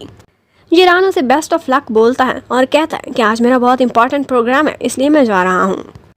उधर चेयरमैन यिंग को हॉस्पिटल में पता चलता है कि ये पेशेंट जैन जून आज जल्दी चला गया है, क्योंकि इसने अपनी गर्लफ्रेंड को प्रपोज करना था। जबकि उधर डू के सामने जिरान के मुंह से निकल जाता है कि एक्चुअली केजी ही जैन की गर्लफ्रेंड है। अब इस बात से डू को बहुत गुस्सा आता है और वो केजी को धक्का देती है और कहती है कि तुम्हें मैंने अपना फ्रेंड समझा था, लेकिन तुम कितनी दोगली हो। प्रेसिडेंट मैंग ने फैसला किया हुआ था कि आज वो जैन जून की वही रियल हीरोइक मैन की और सुपर पावर्स वाली वीडियो को पब्लिक कर देंगे, लेकिन ऊपर से वहाँ पर चेयरमैन जिन आ जाता है और उन्हें रोक देता है कि ये वीडियो कहीं पर भी लीक नहीं होनी चाहिए। उधर जैन ने रूफ टॉप को सजाया हुआ था, वो एक्साइटेड खड़ा था और अपने सपनों में बार बार रिहर्सल कर रहा था कि उसने किस तरह से केजी को प्रपोज करना है। उसे लगता था, उसे पूरा भरोसा था कि वो जरूर उसे यस कर देगी। केजी का आज ओवर टाइम था। यहाँ पर शो के बीच डू को थोड़ी डिफिकल्टी होती है क्योंकि वो इतनी प्रोफेशनल नहीं थी। तो यहाँ पर केजी क्रॉल करती हुई जाती है और उसे स्क्रिप्ट पकड़ाकर उसकी हेल्प करने लगती है। इसी बात की वजह से डू का दिल फिर से साफ हो जाता है और वो शो के बाद केजी को थैंक्स करती है और केजी भी उसे सॉरी करती है कि मैं तुम्हारी फ्रेंड थी, मुझे तुम्हें जल्दी बता देना चाहिए था, लेकिन तुम इतनी अमीर हो, मेरे से ज़्यादा सुंदर हो, तो तुम्हें और भी अच्छे अच्छे लड़के मिल सकते हैं, मुझे पूरा भरोसा है। और फिर वो जैसे ही देखती है कि रात के 11:30 हो चुके हैं, वो जल्दी से टैक्सी पकड़ती और घर जाने वाली थी क्योंकि आज 12 बजे एक स्पेशल डे था। उसने जैन जून से मिलना था। वो रूफटॉप पर देखती है तो हर चीज़ सजी हुई थी, लेकिन जैन वहाँ पर नहीं था, बल्कि फर्श पर एक जगह उसे ब्लड भी गिरा हुआ नजर आता है। और इसके साथ साथ वो देखती है तो टेबल पर एक रिंग पड़ी हुई थी जो कि जैन ने उसके लिए ली थी और इसके नीचे एक मैसेज था उसके लिए कि मैं जहाँ से आया था मैं वहीं वापस जा चुका हूँ, इसलिए मुझे ढूंढने की कोई ज़रूरत नहीं। उसे लगा था कि वो मुझसे कोई प्रैंक कर रहा है, लेकिन जब वो अंदर जाती है तो उसे एक और इन्वेलप मिलता है जिसमें बहुत डिटेल्ड एक लेटर लिखा हुआ था। उसमें जैन उससे यही कह रहा था कि मुझे वापस जाने का एक रास्ता मिल गया है, मैं जल्दी में था इसलिए तुम्हें गुड बाय कहने का भी मौका नहीं मिला। तुम्हारे साथ जो भी समय बिताया वो मेरे लिए बहुत प्रेशियस है, लेकिन जो मेरा टाइम है, जो मेरा ज़माना है, उसमें मुझे वापस जाना ही होगा। अब यहाँ पर केजी को याद आता है कि वो कुछ दिनों से टाइम ट्रैवल की बुक्स भी पढ़ता रहा था। इतने में वहाँ पर फेफे भी आ जाती है। वो जैन को तलाश कर रही थी, लेकिन यहाँ पर केजी बिल्कुल साइलेंट बैठी होती है। उससे कहती है कि जैन जून वापस लौट चुका है और अब वो कभी नहीं आएगा। वो बहुत स्ट्रांग बनना चाहती थी, लेकिन अब बहुत रोती है। यहाँ पर फेफे उसके माइंड में एक बात डालती है और कहती है कि देखो, उसने तुम्हें लिखा है कि मैं जहाँ से आया था वहाँ वापस गया हूँ। हो सकता है कि वो चेयरमैन के ऑफिस में जिस चैम्बर में कैद था वो वहीं पर ही वापस चला गया हो, उसने टाइम ट्रैवल ना किया हो। और वाकई ऐसा ही हुआ था। हमें जिन को दिखाते हैं, उसने अपने चैम्बर में उसी कैप्सूल में अब जैन जून को लिटाया हुआ था। और फिर हमें फ्लैशबैक दिखाते हैं। एक्चुअली जैन जून की हीलिंग नहीं हो रही थी। उसकी चेस्ट में जहाँ पर बुलेट लगी थी वहाँ से अचानक ब्लीडिंग होने लगती है। इतने में वो मुड़कर देखता है तो यिन भी वहाँ पर आ चुका था। यिन उससे कहता है कि मुझे तुम्हारी बहुत फिक्र हो रही है और तुम्हारी हीलिंग नॉर्मल इंसानों की तरह से नहीं हो सकती। अगर तुम अपनी जान बचाना चाहते हो तो तुम्हें मेरे साथ वापस उस चैम्बर में जाना पड़ेगा। तुम्हारी हीलिंग सिर्फ वहीं हो सकती है। यहाँ पर जैन की हालत इतनी खराब होती है कि वो बेहोश ही हो जाता है। एक्चुअली जैन जून यिन को पुराने ज़माने से जानता था। वो तब भी बहुत टैलेंटेड होता था और जो उसकी कल्टीवेशन स्किल्स थी, इसके साथ साथ उसे कॉन्स्टेलेशन के बारे में इतना नॉलेज था कि स्किल्स की दौड़ में कोई भी उससे आगे नहीं बढ़ सकता था। वो अभी भी इस दुनिया में भी प्रेजेंट था और जैन को भी अच्छे से पहचानता था। उधर केजी नेक्स्ट डे चेयरमैन के ऑफिस में जाने लगती है। उनके फ्लोर पर आने की किसी को भी परमिशन नहीं थी। जैसे ही यिन बाहर निकलता है वो केजी को देखता है तो उसकी शक्ल पहचान जाता है कि ये तो बिल्कुल जैन के ओल्डर ब्रदर की जैसी है। वो उसे अपने ऑफिस में आने देता है। केजी कहती है कि यहाँ पर कोई चैम्बर है क्या, जैन को आपने रखा है? लेकिन वो कोई भी जवाब नहीं देता। उससे कहता है कि तुम अच्छे से देख लो, यहाँ पर कुछ भी नहीं है। केजी हर तरफ जाकर देखती है, लेकिन उसे कोई भी सीक्रेट रास्ता नहीं दिख रहा था। अब वो निराश होकर वहाँ से चली जाती है और उसके बाद हमें दिखाते हैं कि प्रेसिडेंट मेंग आती है यिन के पास और उससे पूछती है कि तुम आखिर जैन जून को क्यों छुपा रहे हो? वो हीरोइक मैन है, दुनिया को क्यों नहीं दिखाने दिया? तो वो आगे से बोलता है कि एक्चुअली वो मेरे एक पुराने दोस्त का डिसेंडेंट है। लेकिन ये पुराना दोस्त कौन है? आगे से कोई भी जवाब नहीं मिलता। अब केजी से बार बार लोग जैन जून के बारे में सवाल करते थे। उसे कुछ पता नहीं था कि वो किसी को क्या बताए, तो वो यही कह देती है कि उसकी डेथ हो गई है, क्योंकि वो टाइम ट्रैवल की कोई पुलिस रिपोर्ट भी सबमिट नहीं करा सकती थी। अब उसका एक एक दिन गुजारना उस पर भारी होता जा रहा था। इसी तरह से बहुत दिन बीतते चले जाते हैं। वो जब भी घर आती थी तो हर जगह उसे जैन जून ही दिखाई देता था। वो कभी मुस्कुराती थी तो कभी रोने लग जाती थी। जब घर से तंग आकर वो बाहर जाती थी तो बाहर भी हर जगह उसे जैन की ही यादें आने लगती थी। इन्हीं सड़कों पर, इन्हीं गलियों में वो उसके साथ फिरा करती थी। कि इतने में यरान उसे एक जगह बुलाता है मिलने के लिए। यहाँ पर वो देखती है तो चेयरमैन के पास एक स्वर्ड थी। ये वही स्वर्ड थी जो कि जैन की थी। अब उसे शक होने लगता है कि चेयरमैन के पास ये स्वर्ड कैसे आई, कि जैन जून अपने साथ नहीं लेकर गया। अब वो येरान से पूछती है कि क्या मैं किसी तरह से चेयरमैन के ऑफिस में जा सकती हूँ चोरी चोरी, और येरान अगले ही दिन अपनी दीदी का एक्सेस कार्ड चोरी करके केजी को पकड़ा देता है। वो बहुत नॉटी था और उसे इस तरह की शरारतें करना, एडवेंचर्स करना बहुत अच्छा लगता था। अब केजी उसी एक्सेस कार्ड के थ्रू उसके ऑफिस में पहुंच जाती है। ये ऑफिस, ये सारा फ्लोर उसी का था। यहाँ पर और कोई भी नहीं आ सकता था सिवाय मैंग के। यहाँ पर आज उसे वही तलवार दिखती है तो उसे याद आता है कि ये तलवार जैन को बहुत प्यारी थी। अब वो वहीं बैठकर रोने लगती है। उसे जैन का और कोई नाम निशान कहीं नजर नहीं आ रहा था। अब उसके रोने की आवाज़ से चैम्बर में कैद जैन, उसकी आंखें खुल जाती हैं। इस वक्त तक उसके सारे घाव पूरी तरह से हील हो चुके थे। अब वो जल्दी जल्दी से उठ के चैम्बर से बाहर आता है, लेकिन बाहर कोई भी नहीं था, सिर्फ यिन था। अब यिन ने उसे बाहर जाने की इजाजत दे दी थी क्योंकि उसके घाव भर चुके थे। जैन सबसे पहले तो चोरी चोरी केजी को देखता है। एक्चुअली जैन के बाहर आने से पहले ही केजी के पास यिन आ गया था और उसने उसे बहुत डांटा था कि तुम चोरी चोरी मेरे ऑफिस में क्यों आई हो। वो उससे तलवार के बारे में पूछती है तो वो कहता है कि ये मैंने फेक तलवार बनवाई है। अब जैन चोरी चोरी ही ऑफिस में केजी को देख रहा था जो उसे याद करके बहुत रो रही थी। अब केजी घर चली जाती है और नहाने के बाद वो इतनी थकी हुई थी कि वहीं के वहीं सो जाती है। जैन भी उसके घर पर आता है और जब उसे इस तरह से देखता है तो फौरन से ही वो करवट लेती है और उसका टॉवल उतर जाता है। अब जैन को बहुत शर्म आती है। वो आंखें बंद करके उसको एक ब्लैंकेट में कवर कर देता है और उसके बाद बहुत प्यार से उसे देखता रहता है। वो कहता है कि मैं तुम्हारे सामने आने से डर रहा हूँ क्योंकि मैं तुम्हें और हर्ट नहीं करना चाहता। अब नेक्स्ट डे जब केजी उठती है तो उसे ऐसा लगता है कि जैसे जैन कल आया था, लेकिन वो समझती है कि ये सब मेरा वहम है, वो तो कब का वापस जा चुका। अब उसके बाद वो अपने ही ख्यालों में खोई खोई सड़क पार कर रही थी कि यहाँ पर उससे एक बाइक टकराने वाली होती है कि अचानक से उड़ता हुआ जैन आता है और उसे बचा लेता है। वो पहले तो उसे देखकर उस पर गुस्सा करती है और उसके बाद बहुत प्यार से उसे हक कर लेती है और फिर अगले ही मोमेंट उससे लड़ने लगती है कि तुम कहाँ चले गए थे, अगर चले गए थे तो वहीं रहते, अब तुम वापस क्यों आए हो। एक्चुअली वो दोबारा से हर्ट नहीं होना चाहती थी। यहाँ पर जैनजून उसे हक करता है और उसे सॉरी करने लगता है। वो उसे बार बार माफ़ी मांग रहा था और यहाँ पर केजी उसे हक करके उसे माफ़ कर देती है। अब वो दोनों घर आ चुके थे। जैनजून उससे कहता है कि एक स्पेशल एस्ट्रोनॉमिकल फिनोमेना की वजह से मैं वापस चला गया था। वहाँ पर बहुत से काम थे मेरी फैमिली के जो इम्पोर्टेंट थे, मैंने करने थे क्योंकि मैं वहाँ का प्रिंस था अपने कबीले का। लेकिन मैंने वापस जाकर देखा है कि सब कुछ सेटल डाउन है। मेरे बड़े भाई ने सब कुछ अच्छे से संभाला हुआ था, तो यही देखकर मुझे तसल्ली हो गई। और वहाँ पर एक बहुत ही स्पेशल इंसान मिस्टर यिन थे, उन्हीं की हेल्प से अब मैं वापस आ गया हूँ। केजी परेशान थी कि क्या तुम्हें दोबारा वापस जाना पड़ सकता है, कहीं तुम मुझे छोड़ के फिर से तो नहीं चले जाओगी। साथ ही वो रोती भी जा रही थी और कह रही थी कि मैं सेल्फिश नहीं बनना चाहती, मैं जानती हूँ कि ये दुनिया तुम्हारी नहीं है, लेकिन मेरा मन करता है तुम यहीं पर ही हमेशा मेरे साथ रहो। अब जैन उसे हक कर लेता है और एक नई टेंशन बन गई थी। वो उसे बताती है कि यहाँ सबको यही पता है कि तुम्हारी डेथ हो गई है। अब तुमने ही टाइम ट्रैवल किया था, तुम ही सब कुछ कवर करोगे, लोगों को कैसे बहलाना है कि तुम कैसे वापस आए हो। अब शाम को सारे फ्रेंड्स जैन से मिलने के लिए घर पर आए हुए थे। यहाँ पर जैन उनको एक बहुत लंबी सी स्टोरी सुनाता है जिसमें वो एक इमेजिनरी वर्ल्ड में चला गया था। उनको कहता है कि मैं एक एलियन हूँ, दूसरे प्लेनेट से आया था, मेरे प्लेनेट पर दुश्मनों ने हमला कर दिया था और उसे बचाने के लिए मुझे वापस जाना पड़ा।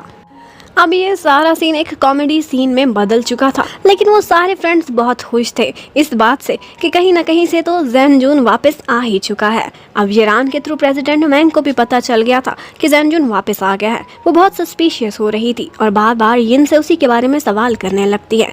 उसे कुछ न कुछ शक था कि जैनजून का मिस्टर यिन से कुछ न कुछ लेना देना। अब उसे बहुत शक था कि कहीं ना कहीं मिस्टर यिन का जैनजून से लेना देना है। वो उससे क्वेश्चन करने की बहुत कोशिश करती है, लेकिन यिन उसको एक हद तक रखता है और उसके बाद किसी सवाल का जवाब नहीं देता। जैन अब घर के सारे कामों में केजी की बहुत हेल्प करता था। वो उससे कहता है कि ये जो पार्टी हुई है मेरी वजह से हुई है, तो ये सारी सफाई भी मैं ही करूँगा। अब वो बर्तन धो रहा था। वो उससे कहता है कि घर के सारे काम तुम मुझ पर छोड़ दो क्योंकि तुम दिन भर जॉब करती हो, तुम्हारा काम सिर्फ और सिर्फ मुझ पर नज़र रखना है। यहाँ पर केजी उसे हक करती है और कहती है कि काश हम इसी तरह से हमेशा इकट्ठे रहें, तुम्हारे अलावा मेरी कोई फैमिली नहीं। जैन भी एक्चुअली यही चाहता था, लेकिन उसे अपनी किस्मत पर भरोसा नहीं था। उसका फ्यूचर क्या होगा इस बारे में वो बहुत अनसर्टन था। यहाँ पर वो दोनों किस भी करते हैं। कल येरान ने केजी के घर पर पार्टी की थी। वो तो काफी ड्रंक हुआ था और नेक्स्ट डे सुबह ही सुबह उसका एक शो भी था। अब और कोई अवेलेबल नहीं था तो वो लोग सब्स्टिट्यूट एंकर के तौर पर वहाँ पर केजी को बिठा देते हैं। केजी बहुत अच्छी लग रही थी और उसने जिस तरह से कॉन्फिडेंटली वो शो चलाया था लोगों को बहुत पसंद आता है। ये उसका पहला शो था। जैन जून भी देख रहा था और वो बहुत खुश होता है कि फाइनली तुम्हारा सपना पूरा हो गया, तुम एक एंकर वुमन बन चुकी हो। और वो उससे ये भी कहता है कि तुम्हें अपनी हेल्थ का ज़्यादा से ज़्यादा ख्याल रखना होगा, तुम्हें एक स्ट्रॉन्ग गर्ल बनना है और इसलिए मैं तुम्हारा ख्याल रखूंगा। कहता है कि मैंने कुछ पोजेस देखे जो कपल के लिए बेस्ट हैं। ये सुनकर केजी शर्माने लगती है, लेकिन एक्चुअली वो पोजेस एक्सरसाइज के थे और थोड़ी देर बाद वो उसे ज़बरदस्ती एक्सरसाइज करा रहा था। यहाँ पर उसे एक्सरसाइज कराते हुए भी उनकी बहुत सारे स्वीट मोमेंट्स आते हैं, लेकिन हमारा जैन कुछ ज़्यादा ही शर्मीला था। वो शर्मा के वहाँ से चला जाता है जब केजी एक बहाने से उसे किस करती है। यहाँ पर केजी ने उसके फ़ोन में मिस्टर जिन का नंबर देख लिया था। उसे ये नहीं पता था तब कि ये मेरा अपना ही चेयरमैन है। वो ये नंबर अपने मोबाइल में चोरी चोरी सेव कर लेती है और फिर उसके बाद फ़ोन पर नेक्स्ट डे मिस्टर जिन से कांटेक्ट करती है। एक्चुअली उसे लग रहा था कि जब से जैन वापस लौटा है ये कुछ सैड लग रहा है, बहुत बदला हुआ है। लेकिन मिस्टर जिन आगे से उसे ये बताते नहीं कि मैं चेयरमैन हूँ और ना ही उससे कोई बात करते हैं। अब केजी का शो इतना हिट गया था कि उसके ऑफिस में उसके चेयरमैन ने भी अप्रूवल दे दी थी और उसके बाद से अब वो प्रॉपरली रेगुलरली शो किया करेगी। अब इस बात पर डू उसे गिफ्ट में एक हैंड बैग देती है। डू अब उससे बिल्कुल भी जेलस नहीं होती थी क्योंकि उसे यूरान मिल गया। कब उनकी लड़ाइयाँ प्यार में बदल गई उसे पता ही नहीं चला था। अब वो उसे टिप्स देने लगती है और कहती है कि तुमने किस तरह से जैन का दिल जीतना है। जैन तो बहुत भोला भाला था। वो उसे कहती है कि तुम्हें ही कोई इनिशिएटिव लेना पड़ेगा और उसके लिए बहुत अच्छे अच्छे से कपड़े भी सिलेक्ट करने लगती है और उसे सिखाती है कि तुमने उसे खुद की तरफ अट्रैक्ट करने के लिए कैसे गर्लिश ट्रिक्स करनी है। अब इस तरह के काम करना डू को बहुत अच्छे से आता था। ये देखकर केजी उससे काफ़ी इम्प्रेस होती है और उसके बाद जब वो घर पहुंचती है तो जैन से कहती है कि चलो अब हम एक्सरसाइजेस करते हैं। लेकिन एक्चुअली उसका मकसद सिर्फ यही था कि हम अपनी लव लाइफ में कब आगे बढ़ेंगे। वे हमें दिखाते हैं कि मिस्टर जिन से जैन जून बातें कर रहा था और यहीं पर ही हमें पता चलता है कि एक्चुअली जैन जून की बॉडी बहुत क्रिटिकल सिचुएशन में है। ऑल्दो उसके घाव ऊपर से तो भर चुके थे, लेकिन उसके ओवरऑल बॉडी फंक्शंस और उसका हार्ट ठीक से काम नहीं कर रहा था। उसकी बॉडी 8 गुना ज़्यादा एनर्जी यूज़ करती थी और इसी वजह से मिस्टर जिन का ये एस्टिमेट था कि अगर इसी तरह चलता रहा तो 8 महीने के अंदर अंदर तुम्हारी डेथ हो जाएगी। उसका स्लीपिंग चैम्बर में सारा पीरियड पूरा नहीं हुआ था और इसलिए कंपनसेशन के तौर पर उसे 100 साल और उसी चैम्बर में गुजारने होंगे। बिना इंटरप्ट किए उसे नींद लेनी होगी, तभी उसकी पूरी तरह से हीलिंग हो सकती है। जैन परेशान था, कहता है कि मुझे अपनी नहीं, मुझे सिर्फ केई की परवाह है। अब मैं तो उसका साथ नहीं दे सकता, किस्मत में यही लिखा था। लेकिन मैं चाहता हूँ कि जब तक मुझे तसल्ली ना हो जाए कि उसको मेरी जगह कोई अच्छा लाइफ पार्टनर मिल गया है, तब तक मैं उसे नहीं छोड़ सकता और ना ही मुझे सुकून मिलेगा। एक्चुअली केजी को तो पता नहीं था। यही तो वजह थी कि जैन जून उसके कभी इतना क्लोज आया ही नहीं था, क्योंकि उसे पता था कि उसने उसे छोड़कर चले जाना है और उसके पास 8 महीने से ज़्यादा का समय ही नहीं। और केई जब भी उसके करीब आने की कोशिश करती थी तो वो यही कह देता था कि मैं पुराने ज़माने का इंसान हूँ और शादी के बगैर इंटीमेट होना बिल्कुल भी ठीक नहीं है। वो उसके सामने हमेशा खुश रहने की एक्टिंग करता था, लेकिन बंद कमरे में जाकर हमेशा रोता रहता था। चेयरमैन ने आज अपने ऑफिस में केजी को बुलाया था और वो उसे बता देता है कि मैं ही वो मिस्टर जिन हूँ जो जैन जून की हेल्प कर रहा है। वो हैरान होती है कि क्या आप भी 1800 साल से जिंदा हैं। उसे लग रहा था कि जैन जून टाइम ट्रैवल करके आया है, लेकिन यहाँ पर जिन उसे बताता है कि एक्चुअली वो स्लीपिंग चैम्बर में था अपनी हीलिंग के लिए। इसके अलावा उसका और कोई ट्रीटमेंट नहीं है। मिस्टर जिन कहता है कि मैंने उसकी फैमिली से वादा किया था कि मैं उसकी सुरक्षा करूँगा और मैं अपना वही फ़र्ज़ अदा कर रहा हूँ। अब वो उसे बताता है कि इतने अरसे बाद उस दिन मैग्नेटिक फील्ड में बदलाव आया था और उसी समय तुम्हारे शोर मचाने की वजह से ही जैन जून अपनी नींद से उठा। इसी वजह से उसके फंक्शन में गड़बड़ हो गई और अब देखो उसकी बॉडी हीलिंग नहीं करती। तुम्हारी वजह से उसने गोली खाई है और अब उसकी ये कंडीशन है कि उसके पास जीने के लिए सिर्फ 8 महीने बचे हैं। वो उसे यही रियलाइज़ कराता है कि हर दफ़ा वो तुम्हारी वजह से इंटरप्ट होता है और उसकी ज़िंदगी को ख़तरा है। आज केई को पहली दफ़ा पता चला था कि जैन जून उससे इसलिए दूर दूर रहता है क्योंकि उसके पास ज़्यादा टाइम नहीं बचा। उसके पास एक ही ऑप्शन था कि वो उसे तसल्ली करा दे और वो आराम से उसकी लाइफ को छोड़ स्लीपिंग चैम्बर में वापस चला जाए। जैन आज केई को ऑफिस से वापस लेने के लिए भी आता है। वो हमेशा से उसका बहुत ख्याल रखता था। उसे कहता है कि तुम्हें कोई जिम ज्वाइन करना चाहिए या फिर डांसिंग क्लासेस लेनी चाहिए। देखो तुम्हारे में वो गुण नहीं है कि कोई बॉयज़ तुम्हारी तरफ अट्रैक्ट हो। मैं चाहता हूँ कि तुम्हें कोई बहुत अच्छा सा लड़का मिल जाए। हो सकता है कि मुझे कभी मेरे समय में वापस जाना पड़े, टाइम ट्रैवल करना पड़े। लेकिन केजी खामोश हो जाती है। उसे अच्छे से पता था कि ये टाइम ट्रैवल की वजह से नहीं, बल्कि अपनी शॉर्ट लाइफ की वजह से उसे एक लाइफ पार्टनर ढूंढ कर देना चाहता है। अब थोड़ी देर बाद जैनजून बहुत हिम्मत करता है, पूरी ताकत इकट्ठी करके वो उसे सच बताने वाला था कि उसके पास थोड़ा समय बचा है। लेकिन ये सब केजी को पहले ही पता था। उसमें हिम्मत नहीं थी कि वो उसके मुंह से ये सुन सकती। वो उसके कुछ भी बोलने से पहले उसे कह देती है कि एक्चुअली जब तुम गए हुए थे तब मेरी लाइफ में एक लड़का आया था जिसने मेरा बहुत अच्छा साथ निभाया है, और मुझे लगता है कि जैसे मैं उसे बहुत लाइक करती हूँ, और तुम्हारा तो कोई भरोसा नहीं, तुम कब मुझे छोड़कर चले जाओ। अब जैनजून उसके सामने तो खुश होता है, लेकिन बाद में अपने बेडरूम में जाकर वो बहुत परेशान होता है कि ये ऐसा कैसे कर सकती है। मैं 3 महीने के लिए गया था और इसने अपनी लाइफ में किसी और को एंटर करा लिया। और फिर खुद को तसल्ली भी देता है कि ये इसके लिए बहुत अच्छा है। आई होप कि वो लड़का बहुत अच्छा हो, लेकिन मैं जब तक उसे पास नहीं करता मैं उसे इसकी लाइफ में नहीं आने दूंगा। अब नेक्स्ट डे जैनजून उससे डिमांड करता है कि 1-2 दिनों में तुम मुझे उस नए लड़के से मिलवाओगी। अब वो ऑफिस में जाती है और सोचती है कि कहाँ से मैं वो लड़का लाऊं। इतने में सामने से एक कोलीग गुजर रहा था जिसका नाम ली था। वो उसे कहने लगती है कि काफ़ी अरसे से मेरी तुम पर नज़र है, मैं तुम्हें नोटिस करती हूँ।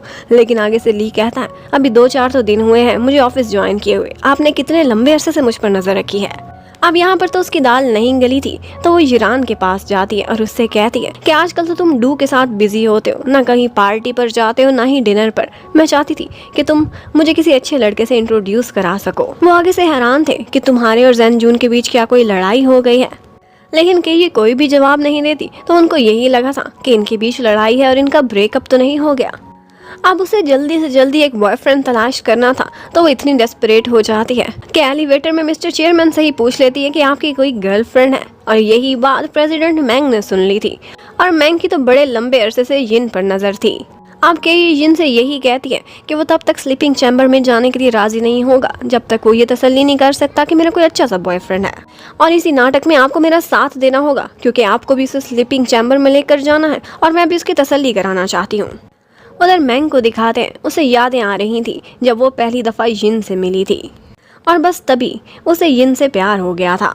और अब वो कभी भी बर्दाश्त नहीं कर सकती थी कि उसकी लाइफ में मेरे अलावा कोई और। उधर केजी जब आज घर वापस लौटती है तो देखती है कि जैन ने उसके लिए खाना भी बनाया हुआ है। पहले वो कुकिंग में बहुत बुरा था, लेकिन अब उसने प्रैक्टिस कर करके बहुत अच्छा खाना बनाना सीख लिया था। वो उसे बहुत सारी इंस्ट्रक्शंस देता है कि अगर कभी मैं चला जाऊँ तो अपना बहुत ख्याल रखना, और डाइट में तुमने कभी भी कॉम्प्रोमाइज़ नहीं करना। फेफे हैरान होती है कि तुम कहाँ जा रहे हो, तो यहाँ पर जैन कहता है कि हो सकता है अब हम रूममेट्स ना रह सके, मुझे कहीं जॉब वगैरह के लिए जाना पड़े, और वैसे भी केजी की लाइफ में तो सुना है एक बॉयफ्रेंड आ चुका है। अब केजी उस लड़के की बड़ी बड़ी तारीफें करती है, कहती है कि वो हाइट में भी तुमसे बड़ा है और हैंडसम तुमसे ज़्यादा ही लगता है, और इतना रिच है कि मैं तुम्हें क्या बताऊँ, बहुत बड़ा इन्वेस्टर है इंटरटेनमेंट इंडस्ट्री का, मेरी इतनी केयर करता है कि मेरी आँख में एक आंसू नहीं देख सकता। जैन ये सब सुनकर इतना जेलस होता है कि वो बहुत ज़्यादा ड्रिंक कर लेता है। अब उसने ड्रंक होकर उल्टी सीधी हरकतें करना स्टार्ट कर दी थी। वो केजी को रोकता है और कहता है कि तुम ये सब कैसे कर सकती हो, क्या तुम मुझसे सच्चा प्यार नहीं करती थी? मेरा मन नहीं करता कि मैं तुम्हें खुद से कभी दूर करूं। यहाँ पर वो उसे किस भी कर लेता है, उसे हक करता है, थोड़ा सा रोता है और उसके बाद सो जाता है।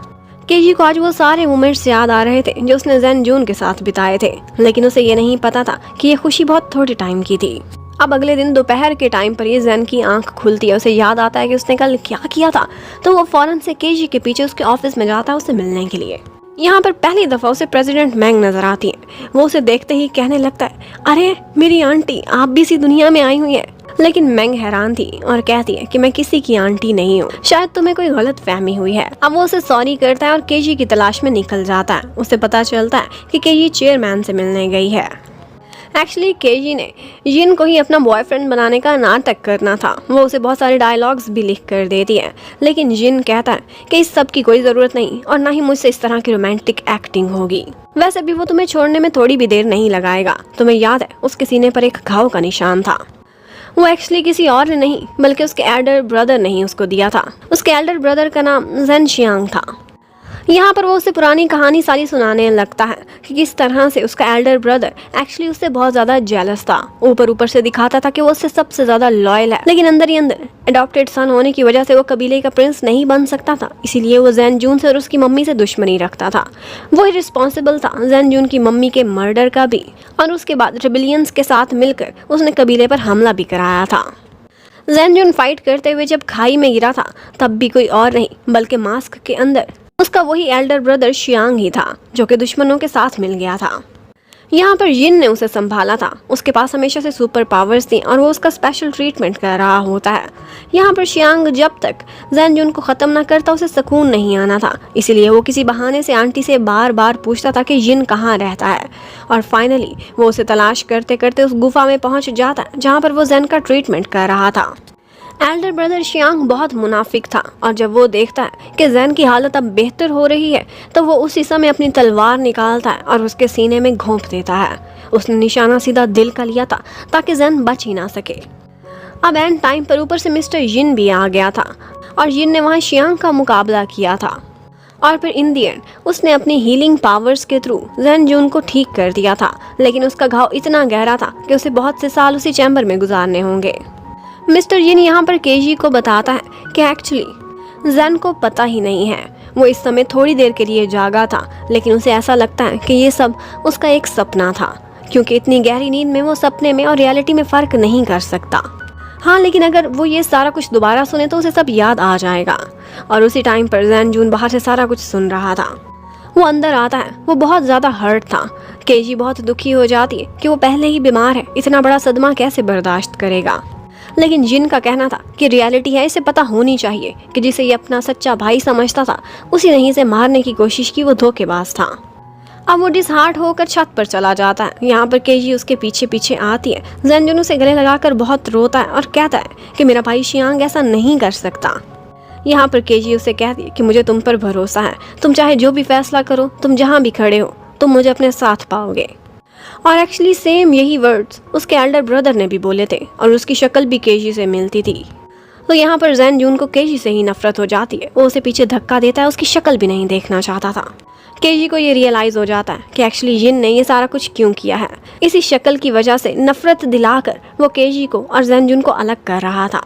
यहाँ पर जैन गुस्से में आता है और बिल्डिंग से नीचे अपने सुपर पावर्स के थ्रू छलांग लगा देता है। उधर जिन आंटी की फोटो के सामने खड़ा हुआ था और यही कह रहा था कि चाहे मुझे सच बोलना पड़े या झूठ, मुझे कोई फर्क नहीं पड़ता। आपसे वादा किया था कि जैनजुन का ख्याल रखूंगा, वो वादा मैं मरते दम तक निभाऊंगा। उधर जैनजुन एक जगह पर खड़ा रो रहा था कि यहाँ पर वो देखता है कि एक एक्सीडेंट हो रहा है। वो खुद को रोक नहीं पाता और एक बच्चे को गाड़ी के नीचे कुचल जाने से बचाता है और उसके बाद एक गाड़ी के अंदर एक लॉक फंस गया था। गाड़ी को आग लगने वाली थी, एक अंकल ट्रैप थे। वो उस लॉक को अपने हाथों से ही बाहर निकाल कर फेंक देता है और फिर अंकल की गाड़ी का दरवाज़ा तोड़कर उन्हें बाहर निकालता है और सुरक्षित कर देता है। लेकिन इस हादसे के फौरन बाद वो खुद बेहोश हो गया था। अब ये एक्सीडेंट बहुत सारे लोगों ने देखा था और वो लोग हॉस्पिटल में उसके कमरे के बाहर पहुंचे हुए होते हैं ताकि इस हीरो को होश आए तो इससे इंटरव्यू लिया जाए। जबकि उधर केजी को मिलने के लिए बुलाया हुआ था जिरान और डू ने, जिन्होंने एक्चुअली सोचा था कि केजी को किडनैप कराएंगे और फिर जैनजुन को बुलाएंगे उसे छुड़ाने के लिए, शायद इसी तरह से उनकी सुलह हो जाए। लेकिन ये फजूल किस्म के आइडियाज़ केजी को बिल्कुल अच्छे नहीं लगते। उसने किडनैपर्स की ठुकाई लगा दी थी और वो उससे कहती है कि आंदा ऐसी कोई कोशिश मत करना। यहाँ पर उन्हें समझ आ जाती है कि मामला हाथ से निकल गया है, जैन की और केजी की कोई बड़ी लड़ाई हुई है। केजी आज बहुत सैड बैठी थी। उसे समझ नहीं आ रही थी कि पता नहीं जैन आज घर भी आएगा कि नहीं, क्या वो कभी मेरी शक्ल भी देखेगा कि नहीं। उधर जैन को हॉस्पिटल में होश आता है और वही अंकल जिसकी उसने जान बचाई थी वो उसका ट्रीटमेंट करा रहे थे।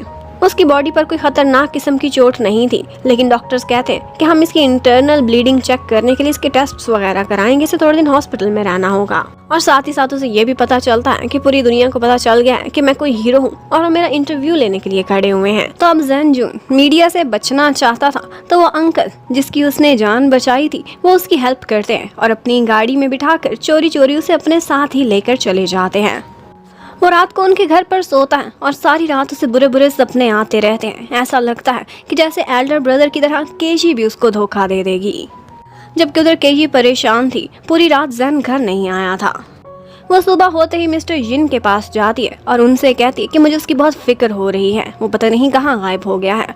लेकिन यिन का कहना था तुम उसका ख्याल अपने दिल में लाना छोड़ो, क्योंकि मेरे आदमियों ने उसे ढूंढ लिया है और वो बिल्कुल सेफ है, इससे आगे मुझसे कोई क्वेश्चन नहीं करना। जबकि उधर दिखाते हैं कि वो अंकल जैन से पूछ रहे थे कि तुम्हारी फैमिली कहाँ है, तुम्हारा घर कहाँ है, वो लोग तुम्हारे लिए परेशान होंगे। लेकिन जैन का कहना था कि मेरा कोई भी नहीं है।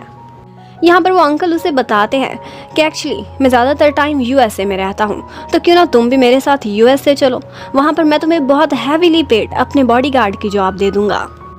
जबकि केजी कुछ दिनों से बहुत अपसेट नजर आ रही थी, तो आज जिरान और डू उसके पास आते हैं और कहते हैं कि हम लोग आउटिंग पर जा रहे हैं, क्यों ना तुम भी हमारे साथ चलो। उसका मूड बहुत खराब था, लेकिन वो उसे चीयर अप करने जबरदस्ती अपने साथ ले जाते हैं।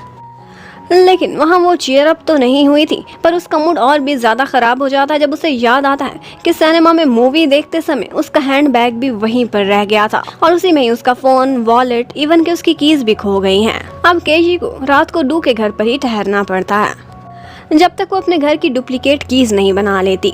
यहाँ पर इतने में डू के डैड भी आ जाते हैं और पता चलता है कि वही अंकल हैं जिन्होंने जेन को इस वक्त पनाह दी हुई है। यहाँ पर डू केजी को बताती है कि मेरे डैड ज्यादातर यूएसए में रहते हैं, कभी कभी चाइना आते हैं और थोड़े दिनों में दोबारा लौट जाएंगे। उसी टाइम पर जेन बाहर वॉक कर रहा था उनके बड़े से घर के अंदर, और बातें करते करते डू और केजी भी लॉन में वॉक करने निकल जाते हैं। यहाँ पर बातों बातों में डू केजी को कहती है कि अगर इंसान किसी से प्यार करता हो तो चाहे उसके साथ 4 दिन मिलें या 400 साल, इससे कोई फर्क नहीं पड़ता, उसे बस वही लम्हे गुजारने चाहिए जो कि दोनों के एक साथ हों। अब ये कहकर तो वो अंदर चली जाती है और फिर केजी जेन को देख लेती है। उन दोनों की मुलाकात हो गई थी। अब केजी को अपने घर की कीज मिल गई थी, तो वो जल्दी में वहाँ से निकल जाती है, जो कि एक्चुअली उसने जेन से ली थी। जेन बहुत अपसेट था और याद करने लगता है कि केजी ने उससे कहा था कि हम दोनों ब्रेकअप कर लेते हैं, यही हम दोनों के लिए बेस्ट एंडिंग होगी। ये सुनते ही जेन का बहुत दिल टूट गया था और इसके साथ ही केजी ने अपने फ्लैट की चाबियां भी उससे मांग ली थी। जेन को बहुत बुरा फील होता है कि क्या इसको मेरे पर जरा सा भी भरोसा नहीं, लेकिन एक्चुअली ये चाबियां वो अपने लिए मांग रही थी, क्योंकि अब जेन को देखने के बाद वो उस घर में नहीं ठहरना चाहती थी। अब नेक्स्ट डे केशी को पता चलता है कि इंटरनेट पर हर जगह जेन की ही वीडियो वायरल हुई है और सारे यही कह रहे थे कि इस लड़के के पास कोई ना कोई सुपर पावर्स जरूर हैं। अब केशी फौरन से भागती हुई जाती है, जेन से मिलती है और उससे कहती है कि तुम बिल्कुल भी सेफ नहीं हो, प्लीज स्लीपिंग चैम्बर में वापस चले जाओ, ये लोग तुम्हारे ऊपर पता नहीं क्या क्या एक्सपेरिमेंट्स करेंगे। लेकिन जेन का कहना था कि मेरी फिक्र मत करो, मैं यूएस से जा रहा हूँ और वहाँ ये लोग मुझे नहीं ढूंढ पाएंगे। केशी बहुत परेशान हो जाती है और फौरन से प्रेसिडेंट मैंग को कॉल करती है और उनसे पूछती है कि क्या आपको पता है कि मिस्टर जिन जो हमारे चेयरमैन हैं उनका घर कहाँ है, मुझे अर्जेंटली उनसे मिलना है। अब केशी चेयरमैन से मिलने के लिए जाती है और जिन को बताती है कि वो यूएस से जा रहा है, ऐसे वो कैसे सेफ रहेगा। लेकिन जिन का कहना था कि एक्चुअली डू के डैड मेरे ही आदमी है और उन्हीं के ही थ्रू मैंने पहले जेन जून के फेक डॉक्यूमेंट्स भी बनवाए थे और अब उसे जाने दो, यही उसके लिए बेहतर होगा और जब ठीक लगेगा मैं उसे वापस ले आऊंगा। जबकि उधर मैंग जेलस होकर चेयरमैन जिन के ऑफिस में चली जाती है। पूरा फ्लोर उसका था जिसमें उसके राज भरे हुए थे। यहाँ से एक बुक हटाती है तो वो सीक्रेट चैम्बर वाले रूम में पहुंच जाती है। यहाँ पर उसकी बहुत सी पुरानी यादें और हर चीज लिखी हुई थी। और फिर हमें फ्लैशबैक में दिखाते हैं कि एक्चुअली वो एक एलियन था जो कि एक दूसरे प्लेनेट से आया था, उसके पास बहुत सारी सुपर पावर्स थी। यहाँ पर आया था तो उस जेन जून की आंटी नजर आई थी और उन्हें देखते ही पहली ही नजर में उसे आंटी से बहुत प्यार हो गया था। वो उनको दिल दे बैठा था और आंटी को भी मिस्टर यिन बहुत अच्छे लगे थे। मिस्टर यिन उसके लिए हर काम करने को तैयार थे, इवन कि उसने अपना प्लेनेट भी छोड़ने का फैसला कर लिया था और उसने वादा किया था आंटी से कि वो हमेशा जेन की सुरक्षा करेगा। लेकिन यहाँ पर आंटी की कुछ मजबूरियां बन गई थी। उन्हें अपने कबीले को बचाने के लिए अपने दुश्मन के साथ शादी करनी पड़ती है और ये फैसला लेना उनके लिए बहुत मुश्किल था, लेकिन वो ले लेती हैं और जिन से कहती हैं कि इस जन्म में तुम्हारी नहीं हो सकती क्योंकि मेरे पर फैमिली की रिस्पॉन्सिबिलिटीज हैं, लेकिन अगले जन्म मैं तुम्हारा साया बनकर एक एक लम्हा तुम्हारे साथ रहूंगी, ये मेरा तुमसे वादा है। और ये कहकर वो जेन जून को जिन के हवाले करके वहाँ से चली जाती है किसी और की दुल्हन बनकर। और आंटी के चले जाने के बाद जिन को पहली दफा पता चला था कि आंसू भी निकलते हैं और इंसानों को रोना क्यों आता है। अब इतनी सदियां बीत जाने के बाद उसे एक दफा मैंग मिली थी और मैंग को देखते ही उसे ऐसा लगने लगा था कि जैसे ये आंटी का ही दूसरा जन्म है। उन दोनों की बहुत शक्लें मिलती थी लेकिन मिजाज एक जैसे नहीं थे। मैंग ने ये सारा कुछ उसकी सीक्रेट बुक से पढ़ लिया था और वो फौरन से जेन को कॉल करती है, उससे मिलना चाहती थी। जबकि उधर हमें दिखाते हैं कि जिरान और डू इस वक्त केजी के घर पर आए हुए हैं। वो लोग इकट्ठे बैठकर बातें करते हैं और ड्रिंक भी करने लगते हैं। जबकि उधर जेन से मिलने प्रेसिडेंट मैंग जाती है। यहाँ पर जेन उनको बताता है कि आपकी शक्ल वाकई मेरी आंटी से बहुत ज्यादा मिलती है, अगर आपको थोड़ा सा गेटअप चेंज कर दे तो यकीन भी नहीं आएगा कि आप मैंग है या मेरी आंटी। यहाँ पर मैंग जिन से बहुत सारी बातें सुन चुकी थी, उसे किस तरह की लेडीज पसंद है, वो जिस पर्सनैलिटी का नाम लेता था। जैनजुन भी अपनी आंटी के बारे में बिल्कुल वही शब्द यूज कर रहा था कि उनकी इस तरह की पर्सनैलिटी थी। लेकिन मैंग को ये एक्सेप्ट नहीं था। वो कहती है कि चाहे तुम्हारी आंटी से मेरी शक्ल मिलती हो, लेकिन मैं तुम्हारी आंटी नहीं हूँ। वो एक और पर्सनैलिटी थी जिसकी डेथ हो गई, और मैं एक और पर्सनैलिटी हूँ। मेरी एक अपनी आइडेंटिटी है जो कि मुझे पसंद है।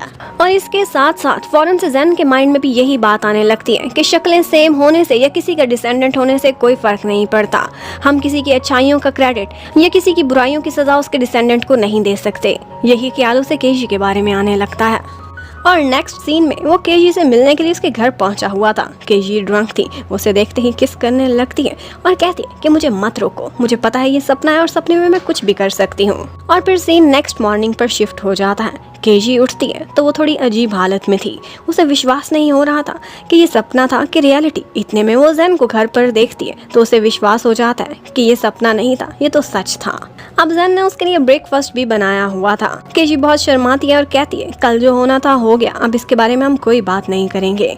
जैन सबसे पहले तो उससे अपोलोजाइज करता है कि एल्डर ब्रदर पर मुझे गुस्सा था जो कि मैंने तुम पर निकाल दिया, ऑल्दो तुम्हारा इस सब में कोई कसूर नहीं है कि तुम्हारी शक्ल उनसे मिलती है। और यहीं पर ही केजी को पता चलता है कि एक्चुअली कल वो ड्रंक हो गई थी और उसका फ़ोन यूज़ करके डू और जिरान ने शरारत की है और उन्होंने ही जैन को मैसेज किए थे कि मैं तुम्हें बहुत ज़्यादा मिस कर रही हूँ, प्लीज़ तुम वापस आ जाओ, मैं तुमसे बहुत प्यार करती और मेरा कोई दूसरा बॉयफ्रेंड नहीं है। यही मैसेज देखकर तो जैन उसके पास मिलने के लिए आया था और उसके बाद वो हुआ जो कि हम पहले देख चुके हैं। अब इसके बाद केजी और जैन मिलकर जिन के पास जाते हैं और उसे बताते हैं कि हम दोनों एक हो चुके हैं। ये सुनते ही वो हैरान रह जाता है और कहता है कि तुम लोग ये कैसे कर सकते हो, इतना बड़ा फैसला कैसे लिया। और वो केजी को बाहर भेज देता है और जैन से कहता है कि क्या तुम्हें पता है तुम्हारे पास सिर्फ 8 महीने बचे हैं। लेकिन जैन का कहना था कि मुझे किसी बात की कोई भी परवाह नहीं, मैंने जितने दिन जीना है मैं केजी के साथ जीना चाहता हूँ। और इतने में हमें दिखाते हैं कि मैंग की मुलाकात केजी से होती है और वो उसे दिखाती है कि देखो बहुत सारी वीडियोस हैं जो कि जैन जून की हर जगह वायरल हैं। पता नहीं क्यों, लेकिन मेरा मन कर रहा है कि इस लड़के की हेल्प करूं, ये बहुत इनोसेंट दिखता है। और वैसे भी मैं जान चुकी हूँ कि इसका लिंक कहीं ना कहीं जिन से है और जिन को हमेशा मैंग प्रोटेक्ट करती थी। तो आज वो ऐसा करती है कि एक प्रेस कॉन्फ्रेंस अरेंज करती है जिसमें जैन जून सब के सामने बैठकर कहता है कि जो भी मेरे वीडियो क्लिप्स चल रहे हैं वो एक्चुअली हाईली एडिटेड हैं।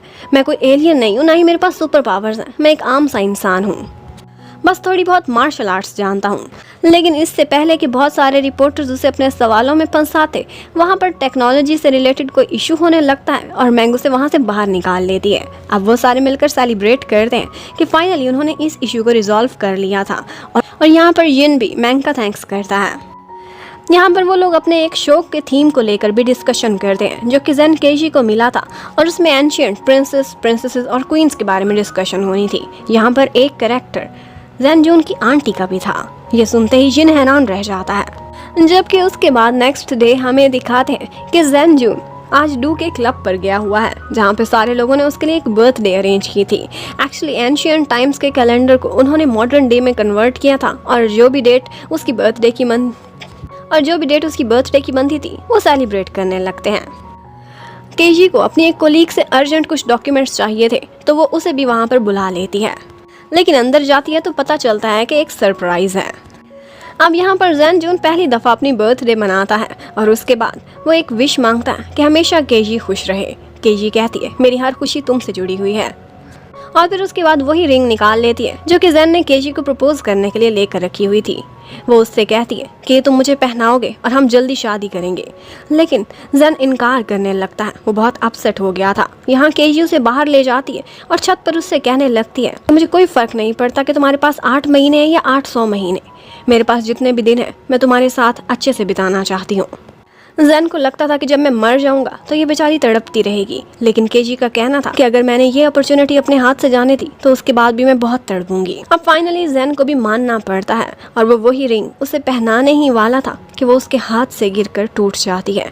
यहाँ पर जैन की तबीयत बहुत ज़्यादा ख़राब हो गई थी और उसे संभालते संभालते वो वहाँ छत से नीचे ही गिरने वाला था, लेकिन उसी टाइम पर मिस्टर जिन उड़ता हुआ आता है और उसे प्रोटेक्ट करके ऊपर ले जाता है। और ये सारा सीन केजी की उस कोलीग ने देख लिया था। अब यहाँ पर जिन केजी को बताता है कि एक्चुअली इसका एक दिन आम इंसान के 3 महीने के बराबर है। इतनी एनर्जी इसकी बॉडी से निकल जाती है और ये दिन ब दिन बूढ़ा होता जा रहा है। इसके बॉडी फंक्शंस ठीक से काम नहीं कर रहे। क्या अब भी तुम उससे शादी करना चाहती हो? तुम इसे अपने सामने बूढ़ा होता और मरता हुआ देखोगी थोड़े ही दिनों में। लेकिन केजी का कहना था कि बहुत से लोग अचानक से बीमारी से मर जाते हैं या फिर एक्सीडेंट से, लेकिन एटलीस्ट हमें टाइम का तो पता है, हम एक दूसरे को अच्छे से गुड बाय तो कर सकेंगे। जितने भी दिन है मैं इसके साथ ही बिताना चाहती हूँ। अब नेक्स्ट मॉर्निंग जब जैन उठता है तो वो बेटर फील कर रहा था। वो केजी से कहता है कि मैं अपने एल्डर ब्रदर की फीलिंग्स को समझ सकता हूँ। उसने भावनाओं में आकर जेलस होकर एक दफ़ा मेरे पर हमला तो किया था, लेकिन मुझे इतना यकीन है कि उसके बाद उसकी सारी लाइफ नर्क की तरह से गुजरी, पछतावे की आग में जलते हुए। बात है कि जैन जून और केशी दोनों साथ मिलकर एक प्रोग्राम चला रहे हैं और उस प्रोग्राम का नाम था जर्नी थ्रू द टाइम। ये एक प्रेसिडेंट मैंग का आइडिया था। ये जैन जून का किसी भी टीवी नेटवर्क पर पहला प्रोग्राम था और यहीं पर ही उसकी मुलाकात प्रोड्यूसर बाय से भी होती है। वो उसे देखते ही पहचान जाता है कि ये तो वही लड़की श्याओ यू थी जो कि एक्चुअली जानबूझकर हॉस्पिटल में उससे मिली थी ताकि उसकी सुपर पावर्स को किसी न किसी तरह कैमरे में कैप्चर कर सके। लेकिन बाद में जिन ने मैंग के थ्रू वो सब कुछ पब्लिश होने से रोक दिया था। अब बाय उन सबसे अपोलोजाइज करती है और उसके बाद दिखाते हैं कि अपने इसी प्रोग्राम की शूटिंग के लिए वो एक दूसरे शहर में गए हुए थे और वहाँ पर जैन जून केशी के साथ मिलकर बहुत सारा एंजॉय करता है। वो सारे काम जो वो केशी के साथ मिलकर करना चाहता था वो सब करता है। उसे अब कोई परवाह नहीं थी कि वो कितने महीने या कितने दिन जीने वाला है, लेकिन जो टाइम उसके पास था वो केशी के साथ अच्छे से बिताना चाहता था। इवन के जैन केशी से कहता है कि अगर लाइफ मुझे एक और मौका दे तुमसे मिलने का और उसकी कीमत वही हो, मुझे खाई से नीचे गिरना हो, मुझ पर मेरा एल्डर ब्रदर हमला करे या फिर मुझे इतने 100 साल जीना पड़े तुमसे मिलने के लिए, मुझे ये सब कबूल है। ये बदले में मुझे गॉड ने बहुत बड़ा गिफ्ट दिया है और वो केजी की शक्ल में है। अब जैन बहुत खुश था क्योंकि वो दोनों काम पर भी इकट्ठे होते थे और वापस आकर भी इकट्ठे ही समय बिताते थे। लेकिन जैन जून की आजकल कंडीशन कुछ ठीक नहीं लग रही थी। उसे कभी कभी थकावट की वजह से अचानक से नींद आ जाया करती थी। मिस्टर यिन केजी से कहता है कि तुम्हें इस सब के लिए मेंटली प्रिपेयर रहना चाहिए क्योंकि इसकी ये कंडीशन फ्यूचर में और भी वर्स हो सकती है। जबकि उसके बाद प्रेसिडेंट मैंग एक दफ़ा चेयरमैन जिन के पास जाती है और उससे कहती है कि अगर मैं तुमसे कुछ मांगूं तो क्या तुम मुझे दोगे? जिन बोलता है ज़रूर। तो वो कहती है प्लीज़ मुझसे शादी कर लो और ये मत कहना कि इतने सालों से तुम बेखबर थे कि मैं तुम्हारे लिए क्या फीलिंग्स रखती हूँ। यहाँ पर जिन उससे साफ इनकार कर देता है और कहता है मुझसे कुछ भी मांग लो मगर ये मैं तुम्हें नहीं दे सकता। अब अपने प्रोग्राम की शूटिंग के बीच एक दफ़ा जैन जून को रियलाइज़ होता है कि उसकी सुपर पावर्स भी सारी गायब हो चुकी हैं। वो एक दफ़ा एक बर्ड को नेस्ट तक पहुँचाना चाहता था लेकिन वो इतना भी जंप नहीं कर सकता था। उधर मैंग ने अब जिन से बदला लेने का फैसला किया था। एक्चुअली वो जैन जून की आंटी फू को भुला नहीं सकता था, ये उसने उसकी डायरी के थ्रू पता चला लिया था। अब इसी शूटिंग के बीच वो लोग फू की एक पेंटिंग यूज़ करते हैं जो कि उसकी आखिरी निशानी थी। यहाँ पर जानबूझकर प्रेसिडेंट मैंग उस पेंटिंग को डैमेज कर देती है। ये बात जब जिन को पता चलती है तो उसके हाथ से वाइन का गिलास ही छूट जाता है। वो बहुत अपने इमोशंस को कंट्रोल करता है और उस वक्त सिचुएशन कुछ ऐसी बन गई थी कि इसका इल्ज़ाम लग जाता है जैन केजी पर और जैन जून पर। लेकिन मैंग अपने आप को बिल्कुल साफ बचा लेती है और कहती है कि कोई बात नहीं, हम इस पेंटिंग की इंश्योरेंस करा लेंगे और हमें बहुत सारा पैसा भी मिल जाएगा। लेकिन यिन इस सबसे बहुत दुखी हो जाता है। वो अपने हाथों से दोबारा से फू की एक पेंटिंग बनाने लगा था। यहाँ पर उसे पुरानी यादें आती हैं। ये आंटी फू की सिर्फ एक पेंटिंग थी जो उस दौर में बनी थी और इसे यिन ने गिफ्ट के तौर पर मांगा था जैन जून के मामले में उसकी हेल्प करने के लिए। और फिर उसके बाद मैंग जैन जून के पास आती है। वो उसके साथ कॉन्ट्रैक्ट करना चाहती थी पूरे 8 साल का क्योंकि उसका शो बहुत सक्सेसफुल जा रहा था। लेकिन यहाँ पर जैन जून उनसे सॉरी कर लेता है और बताता है कि मैं लॉन्ग टर्म में काम नहीं कर सकता क्योंकि मुझे एक टर्मिनल इलनेस है और शायद मैं ज़्यादा देर जिंदा ना रह पाऊँ। उधर जिन को सारी हकीकत पता चल गई थी। वो मैंग के साथ लुका छुपी का खेल नहीं खेलना चाहता था। वो उसे अपने साथ सीक्रेट चैम्बर में लेकर आता है और कहता है कि बताओ तुम यहाँ पर पहले आई थी और तुम्हें सब कुछ पता था, ऐसा ही है ना? और तुमने जानबूझकर फू की पेंटिंग को खराब किया जो मैं इतने 100 सालों से संभाल कर आ रहा था। यहाँ पर मैंग उसे समझाने की कोशिश करती है कि वो लेडी मर चुकी है, प्लीज इतने 100 साल तुमने मातम कर लिया लेकिन अब उसे भूल जाओ और आगे बढ़ो। मैं तुम्हारे सामने खड़ी हूँ, मैं सारी जिंदगी जब तक जिंदा हूँ तुम्हारा साथ देने को तैयार हूँ। वो उससे बोलती है कि अगर जैन जून वो मर गया, उसे टर्मिनल इलनेस है, तुम उसका इलाज ना कर पाए तो क्या तुम इस दुनिया से वापस चले जाओगे? इस पर यिन कहता है कि यहीं पर ही मेरा काम खत्म होता है। जैसे ही जैन जून खत्म होगा उसके साथ ही मैं अपने प्लेनेट पर वापस चला जाऊंगा। ये बात सुनकर मैंग बहुत दुखी हो गई थी, जबकि उधर हमें दिखाते हैं कि एक मीडिया का इवेंट चल रहा था जिसमें जैन केजी और जैन जून दोनों जाते हैं। यहाँ पर दोनों उनसे उनके रिलेशनशिप के बारे में पूछते हैं। केजी तो शर्मा रही थी, लेकिन जैन सबके सामने कह देता है कि हाँ, ये मेरा फर्स्ट लव है और यही मेरा लास्ट लव है और हम दोनों जल्दी शादी भी करने वाले हैं। और नेक्स्ट ही डे वो दोनों ब्यूरो में जाकर अपनी मैरिज रजिस्टर करा लेते हैं। अब वो दोनों ऑफिशियली हस्बैंड एंड वाइफ बन चुके थे और वो लोग जिन से जाकर कहते हैं कि आंटी फू के लिए हर साल जो आप मेमोरियल अरेंज करते हैं उसी बीच हम शादी करना चाहते हैं। इस तरह से आप भी हमारी वेडिंग के विटनेस बन जाएंगे और आंटी फू भी। जिन तो मान जाता है और उसके बाद वो दोनों जाते हैं और अपने लिए एक एक वेडिंग ड्रेस भी सिलेक्ट करते हैं। वो दोनों बहुत सुंदर लग रहे थे, लेकिन एक दिन जैन की कंडीशन बहुत खराब हो जाती है। वो घर से बाहर निकलता है लेकिन रास्ता भूल जाता है। यहाँ पर जिरान की उसे कॉल आती है तो वो उसे अपनी हेल्प के लिए बुलाता है। जिरान हैरान था कि इसे रास्ता कैसे भूल गया, ये तो इतनी दफा ऑफिस में आ चुका है। अब उसके बाद घर जाकर भी वो अजीब अजीब हरकतें कर रहा था। इनविटेशन कार्ड पर बार बार एक ही नाम लिखे जा रहा था। उसे याद भी नहीं रहता था कि उसने किसका नाम लिखना है और कितनों को वो इन्वाइट कर चुका है। यही बात जाकर केजी चेयरमैन से डिस्कस करती है। वो कहता है कि ये पॉसिबिलिटी थी और इसकी कंडीशन इसी तरह से वर्स होती जाएगी, इसकी मेमोरी भी अच्छी नहीं रही, इसलिए तुम बहादुर बनो, तुमने खुद ये रास्ता चुना है और अब तुम्हें सफ़र करना पड़ेगा। अब एक दिन बाद जैन केजी की और जैन जून की शादी होने वाली थी। वो लोग रात को अपने सारे अरेंजमेंट्स चेक करते हैं।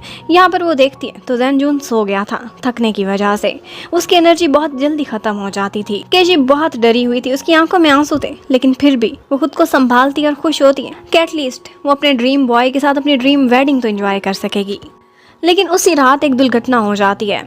ऊपर 37th फ्लोर पर एक एक्सीडेंट होता है, एक ब्लास्ट हो गया था, वहाँ आग लग गई थी। ये वही जगह थी जहाँ चेयरमैन का ऑफिस था। केजी वहाँ पर ऊपर जाती है। वो हैरान थी कि यहाँ पर सीक्रेट चैम्बर भी जल के राख बन चुका है। वो उसे बचाने की कोशिश करती है लेकिन उसे करीब नहीं जा पा रही थी। इतने में जैन जून भी आ जाता है, उसे वहाँ से निकालने की कोशिश करने लगता है। पर केजी को वो बताता है कि मेरी सुपर पावर्स काम नहीं कर रही, विंडो के थ्रू मैं नहीं लेकर जा सकता और दूसरा रास्ता ब्लॉक हो चुका है आग लगने की वजह से।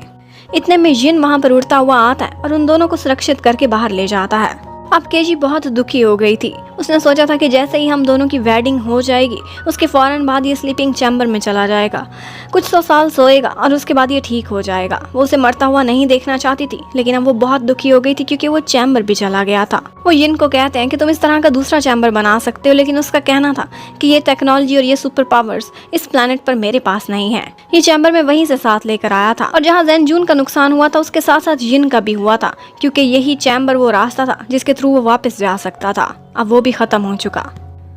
अब एक दिन केजी देखती है कि जैन जून घर पर नहीं है। वो किसी काम से बाहर निकला था, अपना फ़ोन ले जाना भूल गया था। अब वो जगह जगह भटकती है, उसे तलाश करती है और बहुत रोती है।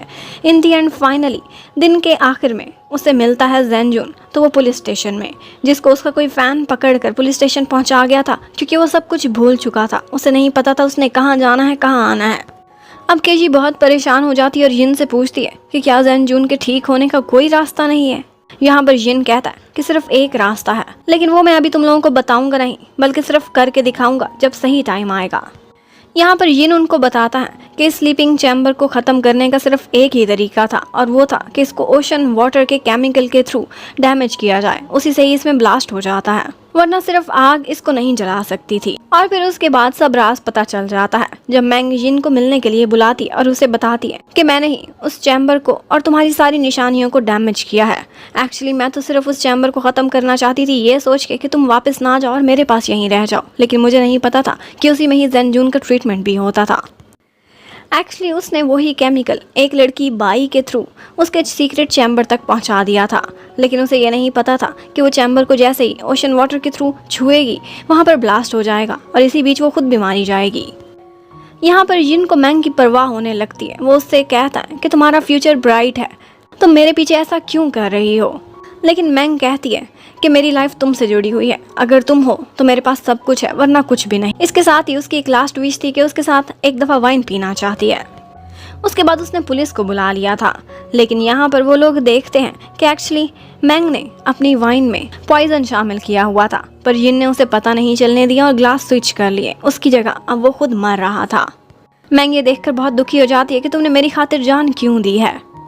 बस वो सारे उसे देखकर रोते रहते हैं और सबकी नजरों के सामने जिन इस दुनिया से चला जाता है। अब उसके फ्यूनरल का दिन आ जाता है। वो लोग उसकी ग्रेव पर बारी बारी जाते हैं और यहीं पर जैन की तबीयत बहुत बिगड़ जाती है। वो बेहोश हो जाता है। जब वो हॉस्पिटल में एडमिट था तो यहाँ पर डू के डैड सबको बताते हैं कि एक्चुअली मेरी फैमिली इनहेरिटेंस में जिन का ख्याल रखती थी। वो एक एलियन था और आंटी फू के स्पेशल सर्वेंट में से एक फैमिली थी जिसके सारे डिसेंडेंट्स हमेशा जिन का ख्याल रखते थे। और मैंने ये बात अब डू को बतानी थी क्योंकि आगे डू की ये ड्यूटी होने वाली थी, लेकिन उसको बताने का मौका ही नहीं पड़ा। उससे पहले ही जिन इस दुनिया से चला गया। अब जैन हॉस्पिटल से घर आ जाता है। यहाँ पर वो केजी को टेरेस पर लेकर जाता है और उससे पूछता है कि इस जन्म में तो तुम मुझसे शादी कर चुकी, क्या इसके बाद जो अगले जन्म आएंगे क्या उसमें भी तुम मेरी दुल्हन बनोगी? उसमें हम खुशी खुशी अपनी जिंदगी इकट्ठे गुजारेंगे। और केजी भी उससे वादा कर लेती है। जबकि उधर जिरान और डू ने भी शादी करने का फैसला किया था। एक्चुअली डू प्रेग्नेंट हो गई थी और जिरान को भी लाइफ में पहली दफा लगा था कि उसे सच्चा प्यार हो गया है। वो दोनों शादी का फैसला करते हैं कि हम उसी दिन शादी करेंगे जिस दिन जैन केजी और जैन जून शादी करने वाले हैं। अब शादी से एक दिन पहले वो दोनों अपना फोटो शूट कराते हैं। जैन जून की तबीयत बिल्कुल भी ठीक नहीं लग रही थी, लेकिन वो खुश था कि एटलीस्ट उसे केजी के साथ ये दिन देखने का तो मौका मिला है। वो उससे वादा करता है कि जब मुझ में हिम्मत हुई और जब मेरी बॉडी में इतनी शक्ति हुई तो मैं तुम्हारी जरूर सुरक्षा करूंगा। लेकिन ये कहते ही वो बेहोश हो जाता है और डॉक्टर बताता है कि जितनी इसकी कंडीशन खराब है मुझे नहीं लगता कि ये कल तक जिंदा रह पाएगा या फिर होश में भी आएगा। लेकिन केजी ने भी फैसला किया था कि वो उसके साथ जरूर वेडिंग करेगी। इतने में केजी उसका रिकॉर्डर सुनती है तो उसे पता चलता है कि जैन जून ने अपनी सारी की सारी इनकम जो शो के बाद उसे मिली थी वो इस जगह पर लगा दी थी कि जैन केजी को अगले 80 इयर्स तक उसकी बर्थडे, उनकी एनिवर्सरी, क्रिसमस, हर स्पेशल डे पर एक गिफ्ट और साथ में बुके भी मिलेगा। ये सुनते ही वो टची हो जाती है। अब नेक्स्ट डे उनका वेडिंग डे था जब जैन जून होश में तो नहीं आया था, लेकिन उसे व्हील चेयर में तैयार करके वेन्यू में पहुंचा दिया जाता है। यहाँ पर वो दोनों एक दूसरे से रिंग्स एक्सचेंज करते हैं। केजी सोचती है कि काश से एक दफा होश आ जाए और उसी टाइम पर जैन जून की आंखें खुलती हैं। वो कहता है कि मैं तुम्हारे साथ वाउज लेना चाहता हूँ, लेकिन इससे पहले कि वो वाउज लेता वो दोबारा से सो जाता है। अब केजी को लगा था कि शायद इसकी डेथ होने वाली है, लेकिन उसी समय हमें दिखाते हैं कि बिल्कुल लाइट वर्म की तरह के कुछ एलियंस उस वेन्यू में पहुंचते हैं जो कि एक मैजिकल कंडीशन में वहाँ पर जैन जून को अपने साथ गायब करके ले जाते हैं। वहाँ के सारे लोगों की मेमोरी में से जैन जून को डिलीट कर देते हैं और सबको ऐसा ही लगा था कि जैसे वो लोग डू और जिरान की वेडिंग अटेंड करने के लिए आए हैं। लेकिन उनके इतने मैजिक करने के बावजूद भी जैन केजी को कहीं ना कहीं जैन जून की यादें रह गई थी, क्योंकि उसके लिए बहुत स्ट्रॉन्ग फीलिंग्स थी। केजी को हमेशा बुरे बुरे सपने आते थे। उसे हमेशा जैन जून की यादें आती थी जो कि किसी और को पता भी नहीं थी। इसलिए वो एक दफा पुराने चेयरमैन का ऑफिस खुलवाकर उसमें जाती है। वो जैसे ही वहां पहुंचती है तो एक लाइट वर्म की शक्ल में मिस्टर जिन उसके सामने आता है और कहता है कि मुझे पता था तुम यहाँ ज़रूर आओगी, क्योंकि जितनी भी कोशिश कर रहे हैं तुम्हारी मेमोरीज में से जैन डिलीट नहीं हो पा रहा। वो उसे बताता है कि मैंने कहा था ना एक रास्ता है, वो यही रास्ता था। वो उसे बताता है कि जिस वक्त मैंने जहर पिया था उस वक्त इस दुनिया के लोगों की तरह से तो मैं मर चुका था, लेकिन मेरे प्लेनेट पर सिग्नल पहुंच चुके थे। वो लोग मुझे बचाने के लिए आ गए थे और मैं उनके साथ वापस जा चुका। वहाँ पर मेरा ट्रीटमेंट हुआ, मेरी रीइंकार्नेशन हुई और इसके साथ ही मैं जैन जून को भी अपने साथ ले गया। वहाँ पर अब उसका ट्रीटमेंट चल रहा है। इसलिए बेहतर है कि तुम उसे भुला दो। तुम्हारी उसके साथ वेडिंग हो चुकी, जो तुम्हारा सपना था वो पूरा हो गया, अब अपनी जिंदगी जियो। जबकि उधर हमें मैंग को दिखाते हैं। वो अब स्पेशल ट्रीटमेंट ले रही थी, क्योंकि जब से जिन ने उसकी नजरों के सामने जान दी थी उसकी मेंटल कंडीशन ठीक नहीं रही थी। और फिर इसी तरह से बहुत साल बीत जाते हैं। दिखाते हैं कि एक दफ़ा एक एलियन दोबारा से धरती पर आता है और वो जैन जून होता है। उस वक्त केजी बूढ़ी हो चुकी थी, लेकिन जैन जून इस वक्त बिल्कुल ठीक ठाक खड़ा हुआ था। उसका ट्रीटमेंट कंप्लीट हो गया था। वो आकर केजी से पूछता है कि इतने सालों तुमने शादी क्यों नहीं की, तुमने मेरी याद में क्यों ये सारे साल बिता दिए। आगे से केजी कहती है कि जब मैंने तुम्हें पा लिया तो मैंने बेस्ट हासिल कर लिया, तुम्हारे बाद मेरे दिल में किसी को जगह नहीं मिल सकती थी। जैन जून उससे कहता है कि तुम जैसे मुझसे सच्चा प्यार करती हो मैं भी तुमसे उतना ही प्यार करता हूँ। एक किस करता है और उसके बाद वो उसे अपने साथ एलियन बनाकर दूसरी दुनिया में ले जाता है और यहीं पर ही इस स्टोरी की एंडिंग होती है। Thank you for watching. Bye bye.